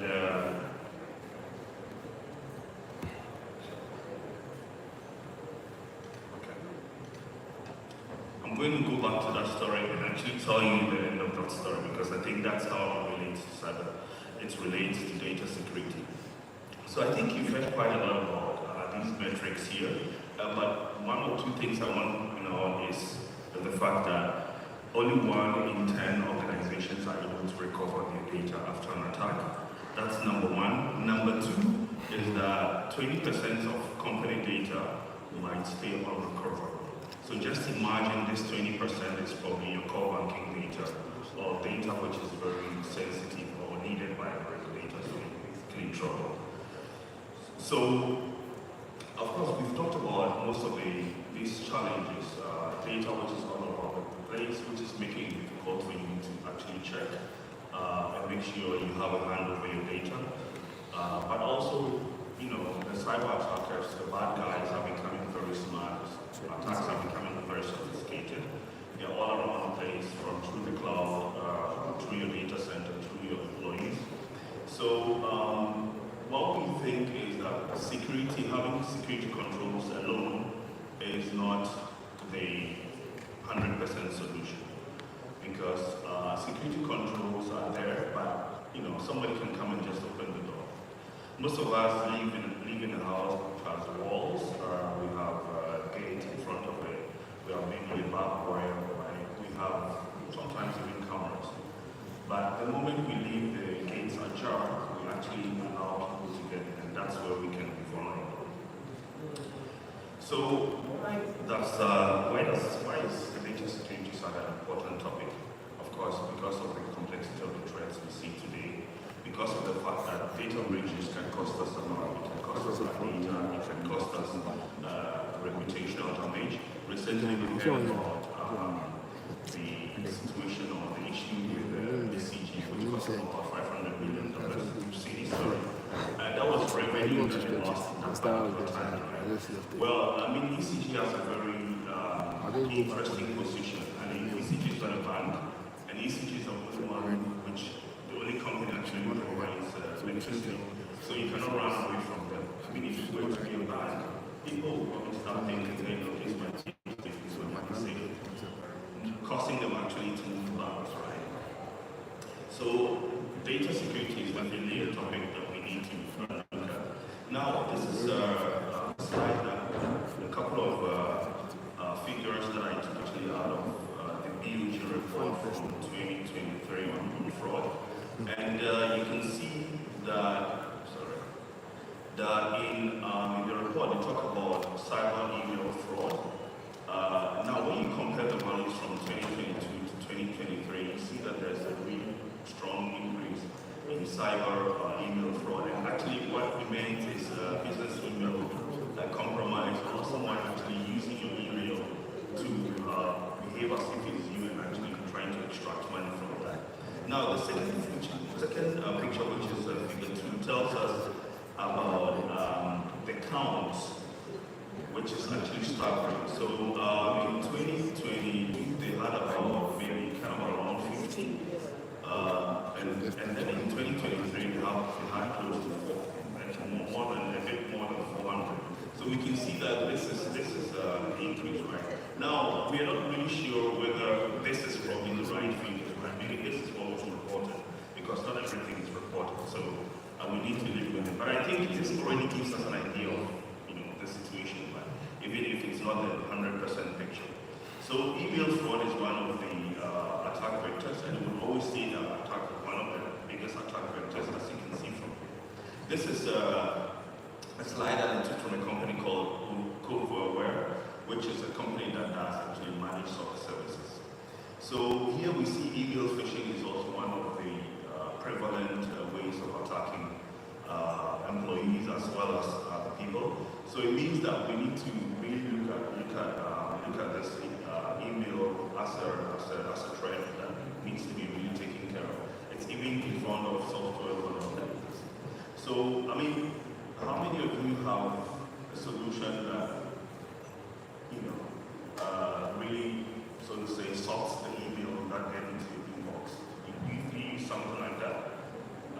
because I would actually use 2 instead of 1. Why I say that is that today attackers kind of have a way of checking whether their emails go through systems or not. So they would actually try with a couple of systems before they send those emails out. So you might have one, but some of the emails might go through, and you may know how much harm such emails can cause, whether they have attachments, malicious attachments, or links in there where you can, which has some malware embedded in them. So yes, email is a threat vector that needs to be taken seriously. So how can we enhance our data security?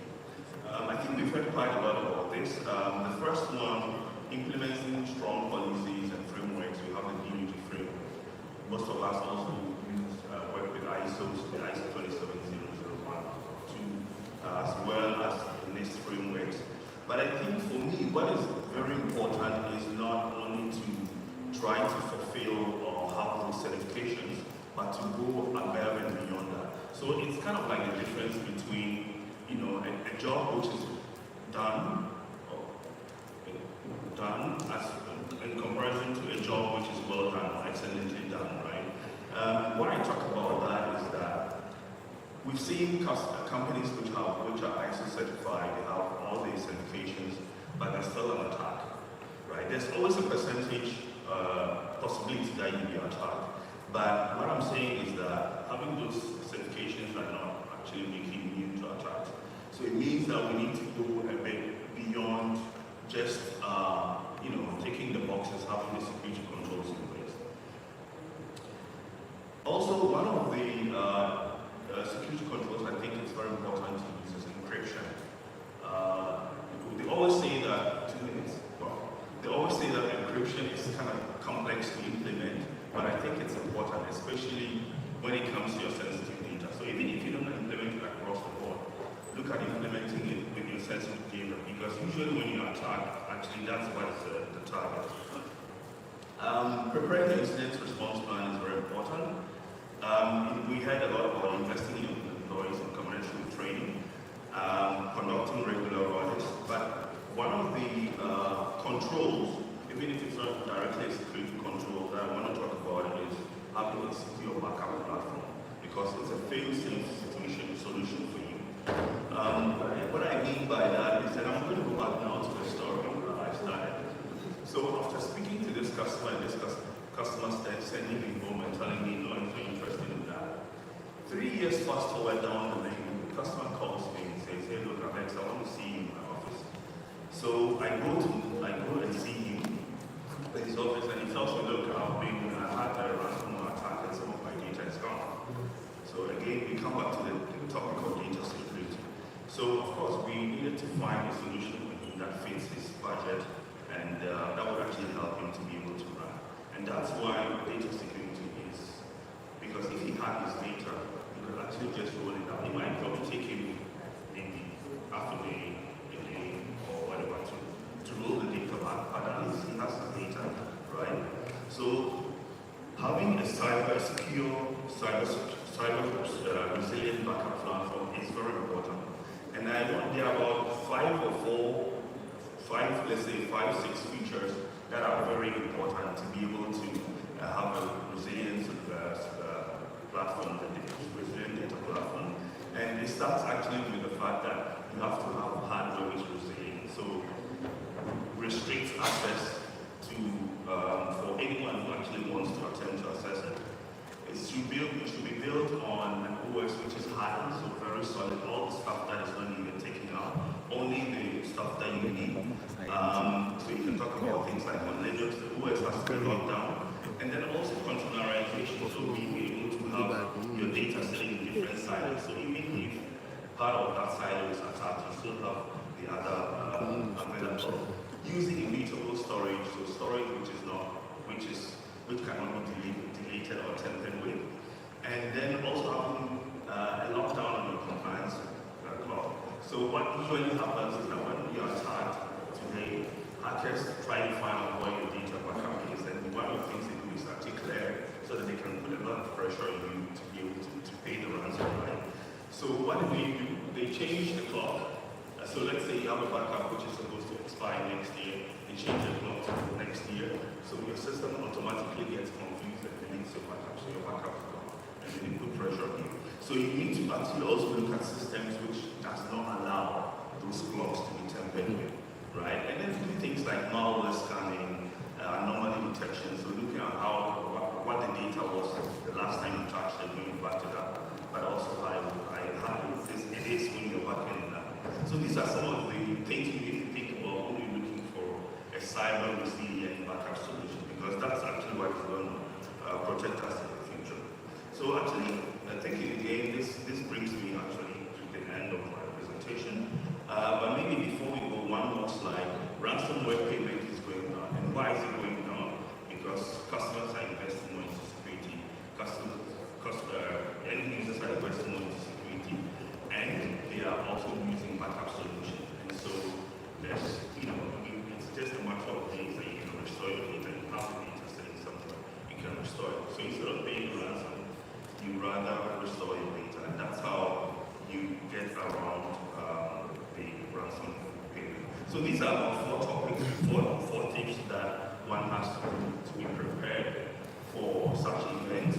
And I think one of the most important things here, lines here, is the line 3, air gap persistent backup. So that gives you the resilience to be able to survive future attacks. And then of course you have a lot of peace of mind because your data is always there and you can always basically access it if you're attacked. Thank you very much.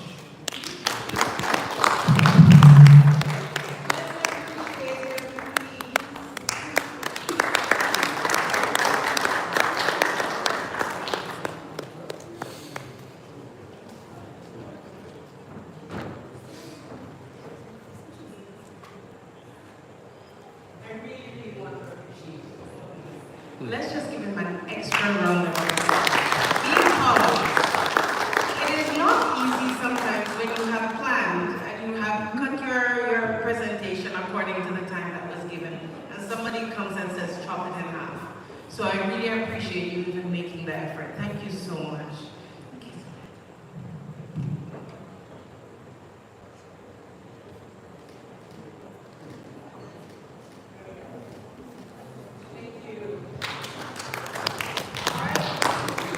We are in the home stretch. One final speaker to go, and then we move into the awards, and that is it.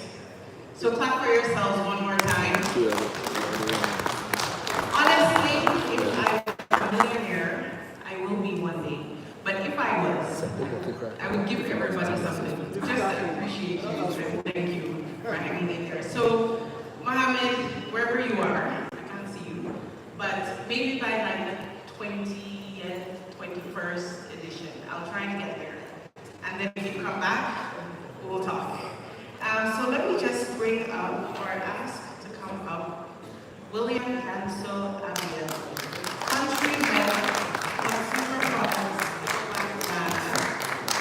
He is going to close us out with a talk on unlocking financial inclusion in Africa, the role of digital banking. Please come. And thank you also so much in advance for helping us out. Thank you.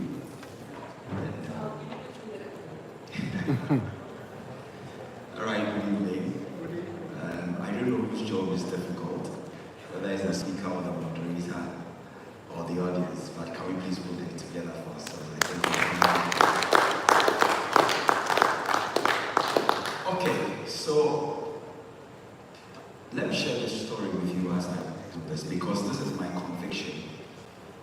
And this conviction that truly we can unlock the financial inclusion agenda in Africa with mobile lending. 2017, I had an opportunity to move from my previous role as a branch manager, move to the center of our operations, join the consumer banking unit. A year on, I was given the task to lead our direct business, which basically focuses on the remote banking and segment management of the mass market. I remember clearly my supervisor at the time, who was the regional head for consumer banking, said, look, this is a $33 million business, and we need you to grow it. But to be able to do that, we need new income streams. We cannot fall on the existing one. Secondly, we need to focus more on segments that have not had attention. And your guess is as good as remote banking. We are looking at areas, especially in the informal space. And this is not a space that my bank is known for, having grown from the merchant banking space. So it was a bit of a difficult thing to do. Then he said, there's this product we started a year ago, but due to some differences with parties, we could not reach it. I need you to listen to the conversation and let's see how we bring it back. And this is the product, Express Loan. So this product basically is between Ecobank, two other partners, a fintech, and the biggest we have in Ghana today. It's a digital micro-lending product that allows each and everybody, to pick a loan in a matter of seconds because you are pre-scored and you have an opportunity. From that moment when we went back to the conversation till the time we had to launch the product, it took us about 8 months. But from that time till now, less than 6 years, but I can tell you, we've disbursed more than 11 billion Ghana cedis. We've disbursed these funds to more than 13% of the Ghanaian population today. Interesting thing is that of this number that we've disbursed loans to, 34% are female, 64% less than 35 years. Average loan amount is less than 500 Ghana cedis. And you're asking yourself questions. Today we disburse in 1 minute about 9 loans. This is where my conviction is coming from.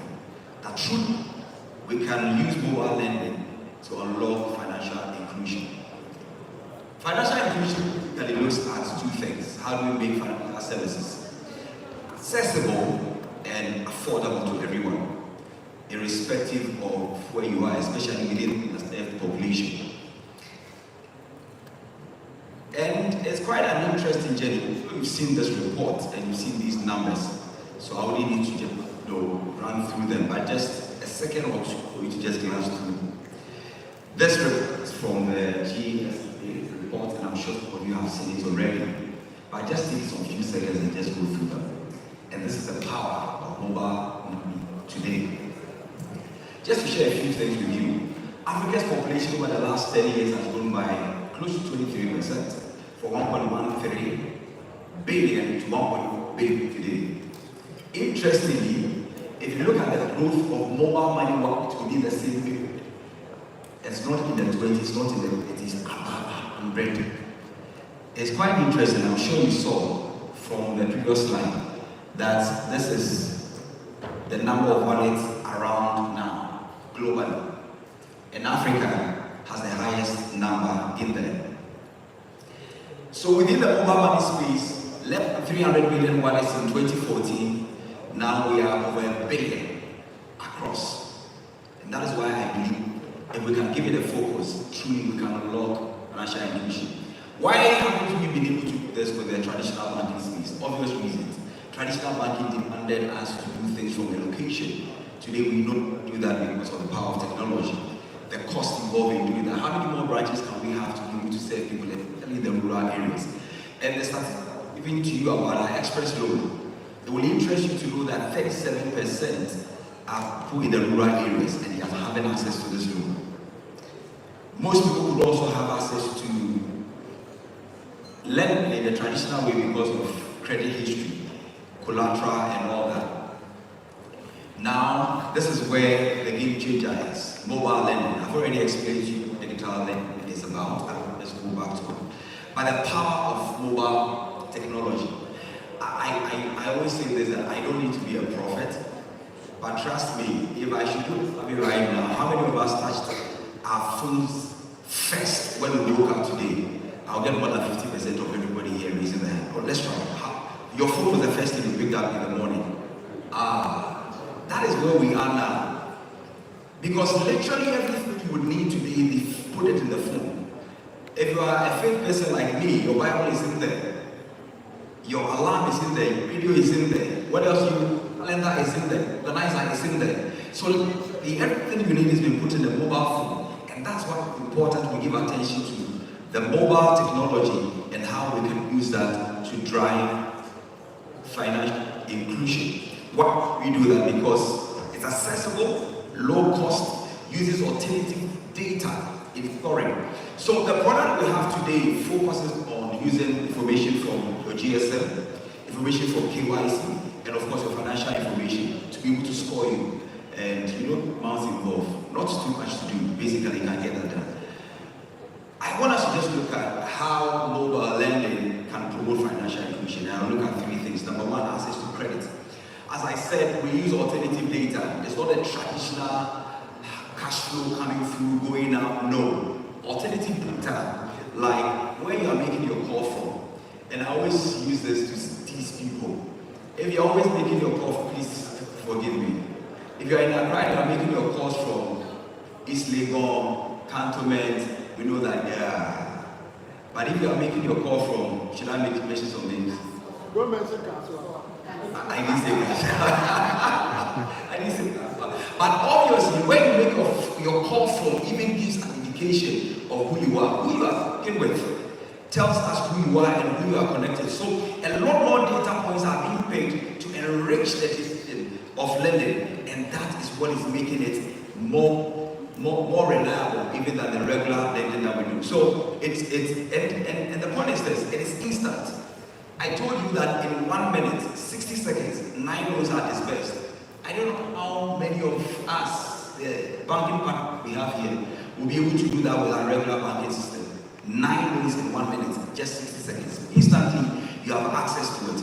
And because pre-scoring is done, the moment we let you know that you can pick a loan, you are ready to give you the loan. You don't need to go through any stress. 2, it's affordable and convenient. Wherever you are, you can do it. You don't need to move to anywhere. Wake up at 1 a.m. in the morning, early in the morning, late in the night, and still be able to have access to it. It will interest you to know that out of the loans that we have disbursed, almost 25 million individual loans from that time till now. Close to 50% of users put that money back into their business, small businesses. And that is what we can do with mobile inclusion. So let's just look at this. Of course, we must understand there are some challenges. Yeah. You give the African the opportunity, I'm sure he can borrow anything now. And Ghana is a clear example. I don't need to repeat it. Before that, it comes after me. So number one, over-indebtedness. If you give people opportunity, they may borrow and borrow, and financial strain will come up. But what are we doing about this? Today, even the mobile lending is going through the reverse bureau, which makes it more difficult because you cannot hold, what's and that is a very good check for us. Regulatory issues. It is evolving, so we need the regulator to come along, and because we use alternative data privacy is always an issue and also poses kind of a risk for us. What future do we see in this? 2 things: potential growth, especially within the mobile money and financial technology. That keeps offering us opportunities. Number 2, there's the need for that collaborative effort among players to be able to get this done and get it done very, very well. This is my key takeaway. I don't know what your key takeaway is. That mobile lending is truly unlocking financial inclusion in Africa by providing access to credit for the unbanked, empowering entrepreneurs, and helping individuals build financial resilience. And call to action. At this moment, I would just want to say, this is my final word, and I won't say it, just read it, and I'm out of here. Thank you.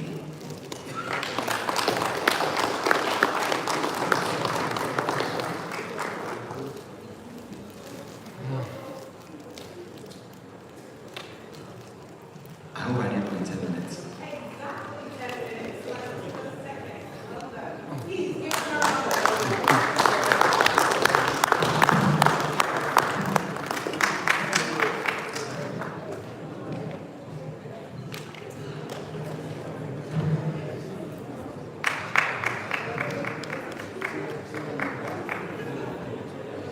Official photographers. Take over. Yeah.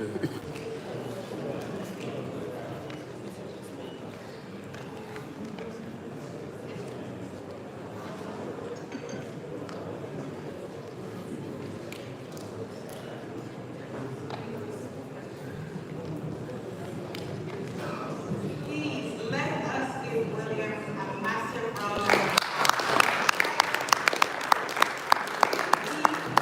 Find all the applause you can, and please let us give it to him. He is the last speaker of the day. It is never, ever, ever easy to be the last speaker of the day, so we really appreciate what you've done. Now, we are ready to give out some awards. The final thing, and would you like to know that we have actually caught up and we've almost made up for the lost time. So guys, give yourself a round of applause. You have fun in there. And I have two, see there's representing people that will get awards. I also have two awards that I will add. So I will wait to see who has not won anything, then I'll give you something. But let me start with calling out our first, Dr. Dominic. You changed.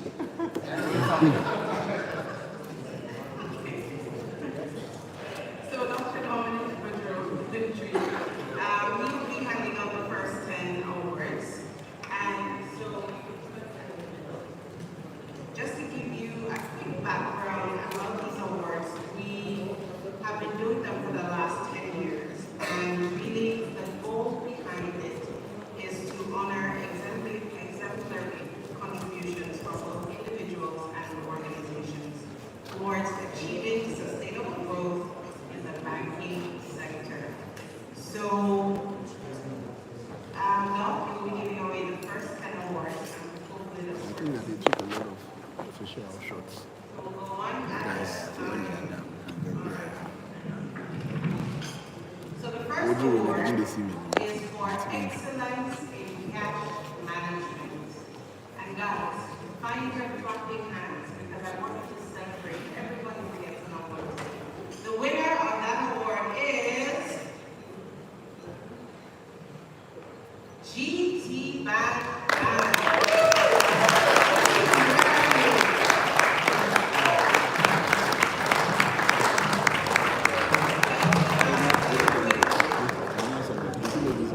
I also have a quick announcement. Where's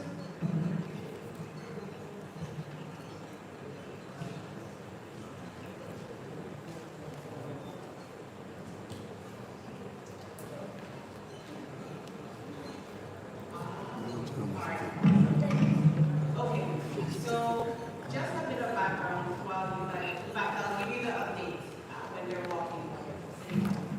So you can please hand them their awards. Gentlemen, you can come forward and lead it. Take your picture. Smile. Smile. Thank you so much. So they just got the award for excellence in cash management. Now, really quickly, while the awards were in transit to Ghana, along with Mohammed, some of them went missing. So not all of them actually got to Ghana. What will happen as a result is that we will use them for the pictures. We only have about 10, I think, on hand here. The rest of them will be mailed to your offices. So if you don't leave with a physical award, you cannot put it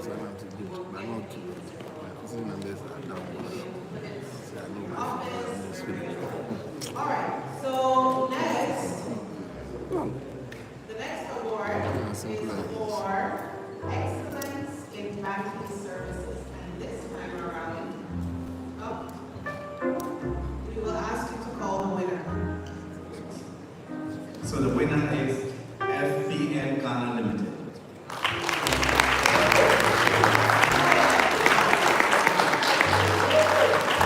Thank you. said, hopefully, I'll put in another country. Are we making progress, please? My hands are really I need more excitement. Okay. Thank you and well done. First time done. Okay. So some of you can get the awards. We'll kind of just take it back out of your just so we can send it to the next one. All right. Next award. And we are now looking at excellence in private banking. Excellence in private banking. And the winner is... So he switched after that. But when he started here, he started going around the game. And the winner is, I can see B, Republic Bank.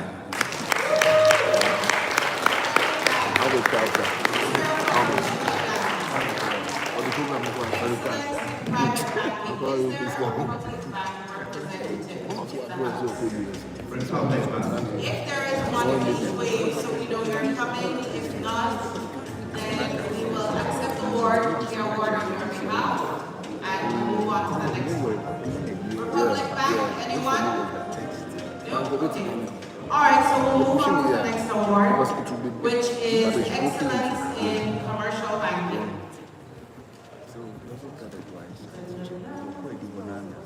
Because the only thing is that we are doing the same thing. At the end The of winner is we Carl suffer to arrange the people now we have to do all the logistics. Yeah, that's the problem. It's a problem. It's a lot of work. Because it's a lot of 3 days. That one you would have done it. When you come, it's going to do our work. So we go. Well done. Come by Monday to don't know. This is for excellence. Actually, they're going to do this again.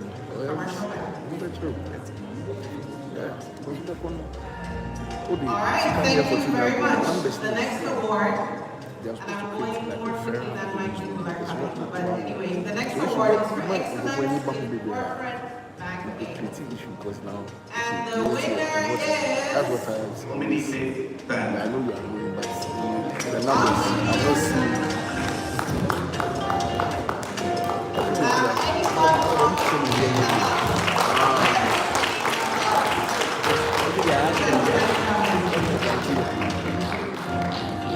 It's a dirty reform. It's not going to put it together on one brand. They will have a better concept around the campus activation, and then they can plug that money. At least that they want to sign the dirty reform. Excellent. We then move to excellence in investment banking. Discount on billing. Because he said, I take it back from here, which works very well, 725. You know, they have some, like our place, they have some, into which you don't have to everywhere, you just kind of go and enter. So I was telling you that.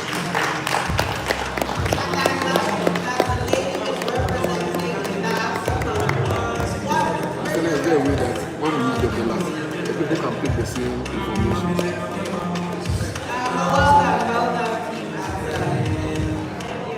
So the red dress takes the lead.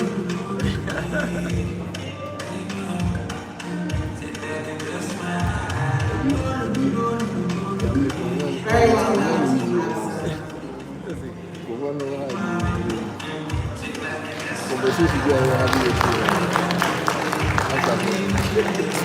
Alright, we are ready for the next one.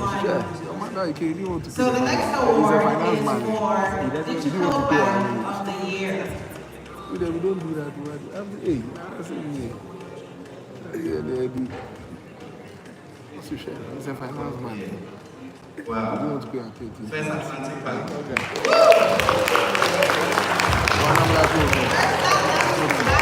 I'm sure you didn't know. No, you all know. And you were the one who did it.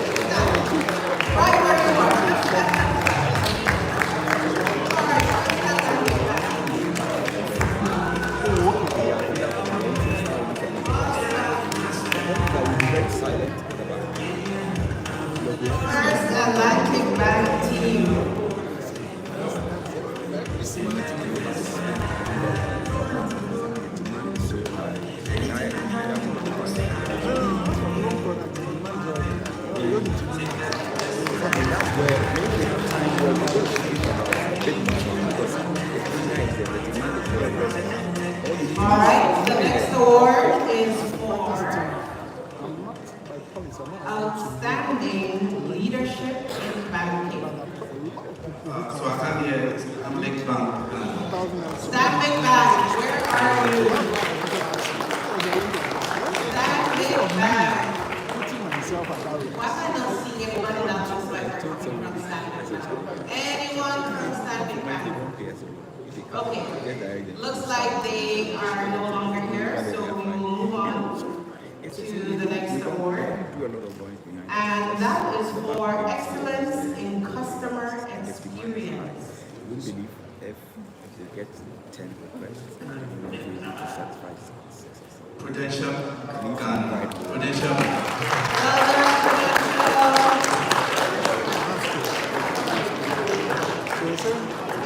Just like the big one is the point of the thing is after this, we fell out with the ATM. And they look for the check in the last video. So even though we're the first to be approved, people are the first in advance. You know, and everybody knows people. And of course, I couldn't mention people.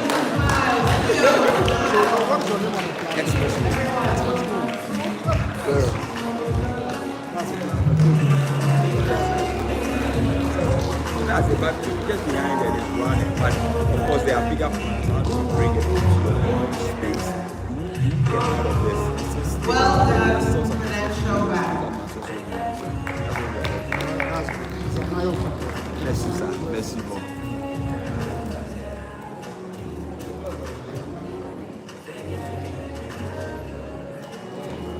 And the last award that our doctor will be giving away is Excellence in Data Security. Excellence in Data Security. Access Bank.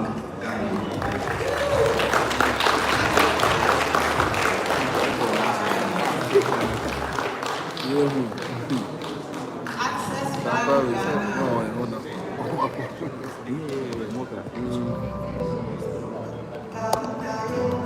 Guys, give them another round of applause.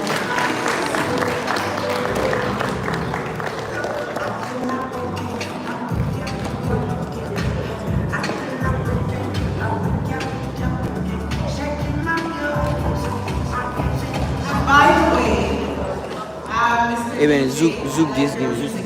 Hey, 1 second. So anyone who's like getting up and dancing while they're coming for their field, like that's a story.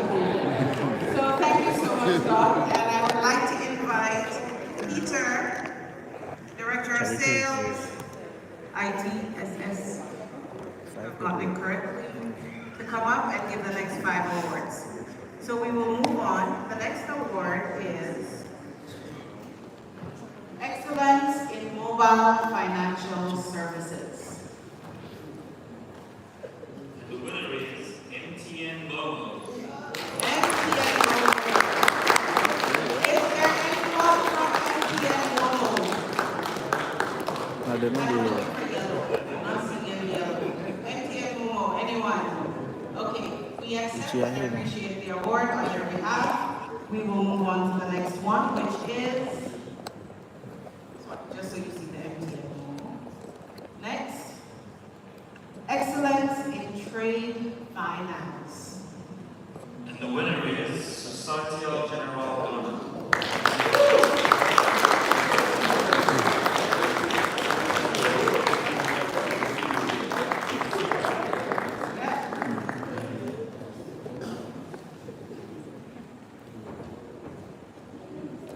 DJ, have you forgotten the Amen. music while you're walking?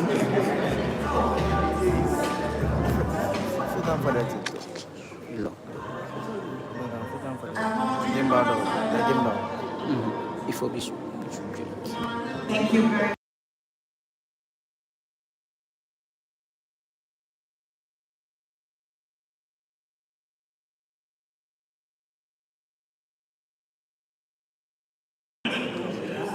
Consolidated Ghana.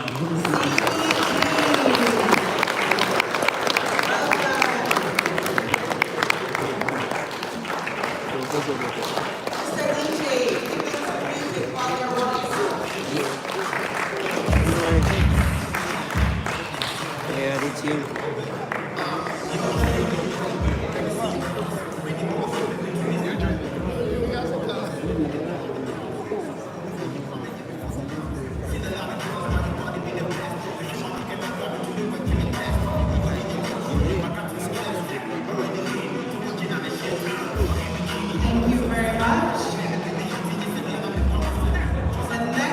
award is for excellence in digital innovation. Who's gonna get that?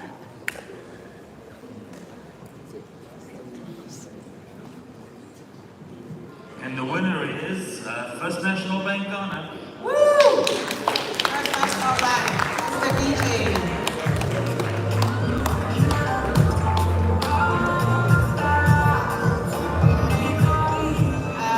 Does not look like we have anyone from First National Bank. So once again, receiving and appreciating the award on their behalf. The last one for you, Peter, is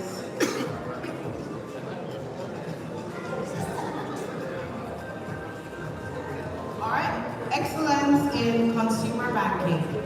And the winner is Universal Merchant Bank. UMB, where are you? Anyone from UMB in the house? UMB, anyone? All right, Mohammed is going to take it on their behalf.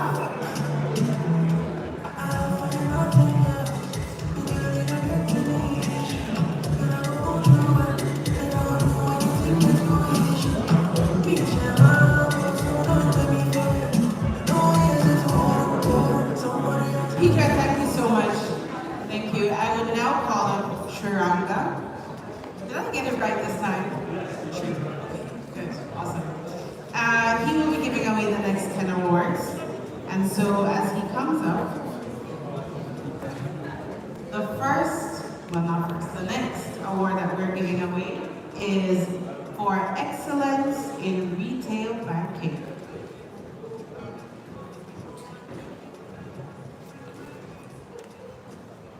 And the winner is, you have to open the envelope. That's part of the drama and the suspense. Standard Chartered Bank. Standard, are you here? Yes.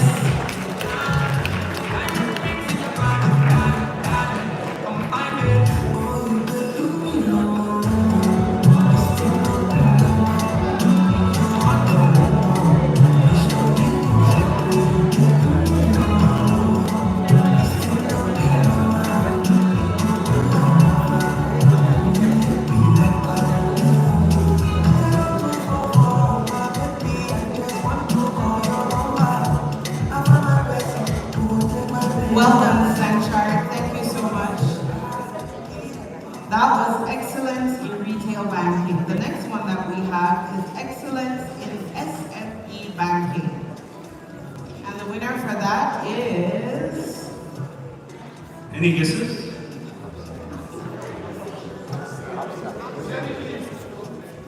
Yeah, you got it right. Fidelity Bank. Wow, Fidelity, well done.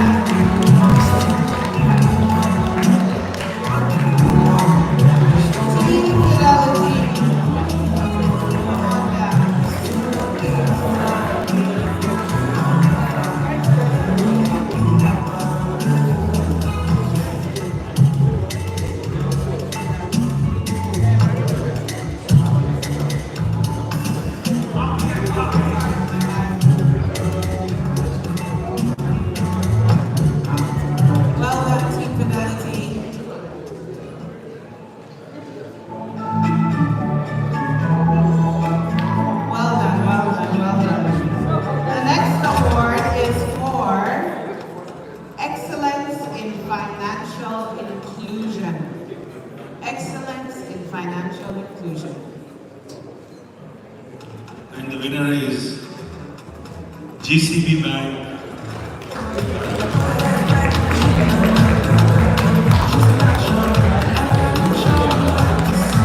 Well done, Team GCB. The award, Excellence in Financial Inclusion.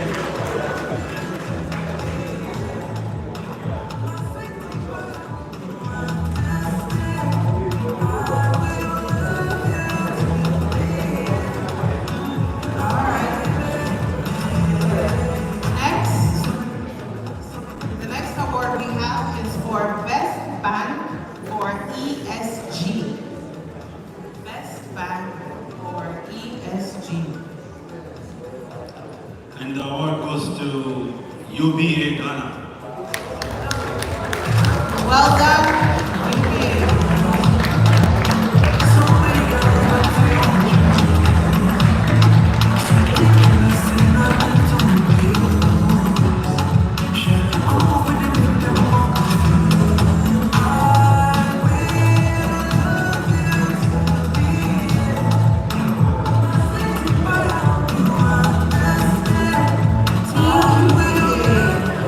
Best Bank for ESG. All right, the next award that we have is for excellence in e-banking. And the winner is... And the winner is Zenith Bank, Ghana. Woo!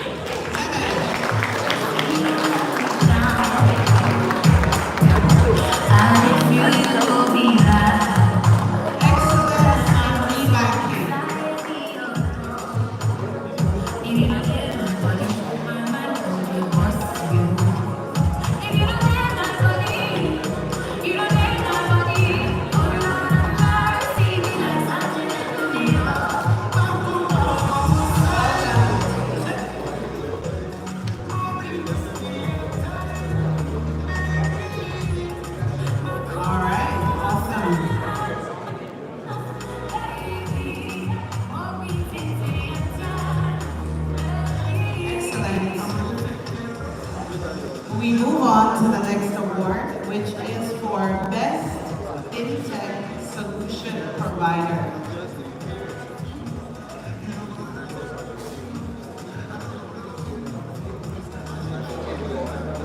The award goes to Express Pay Ghana. Well done, Express Pay Ghana. Anyone from Express Pay in the house? So, yes, Mohammed is going to be Express Pay. All right.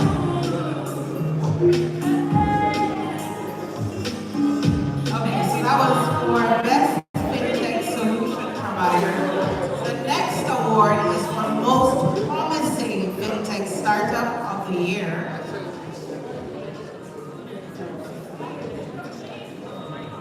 It's a very interesting choice. The award goes to ZP.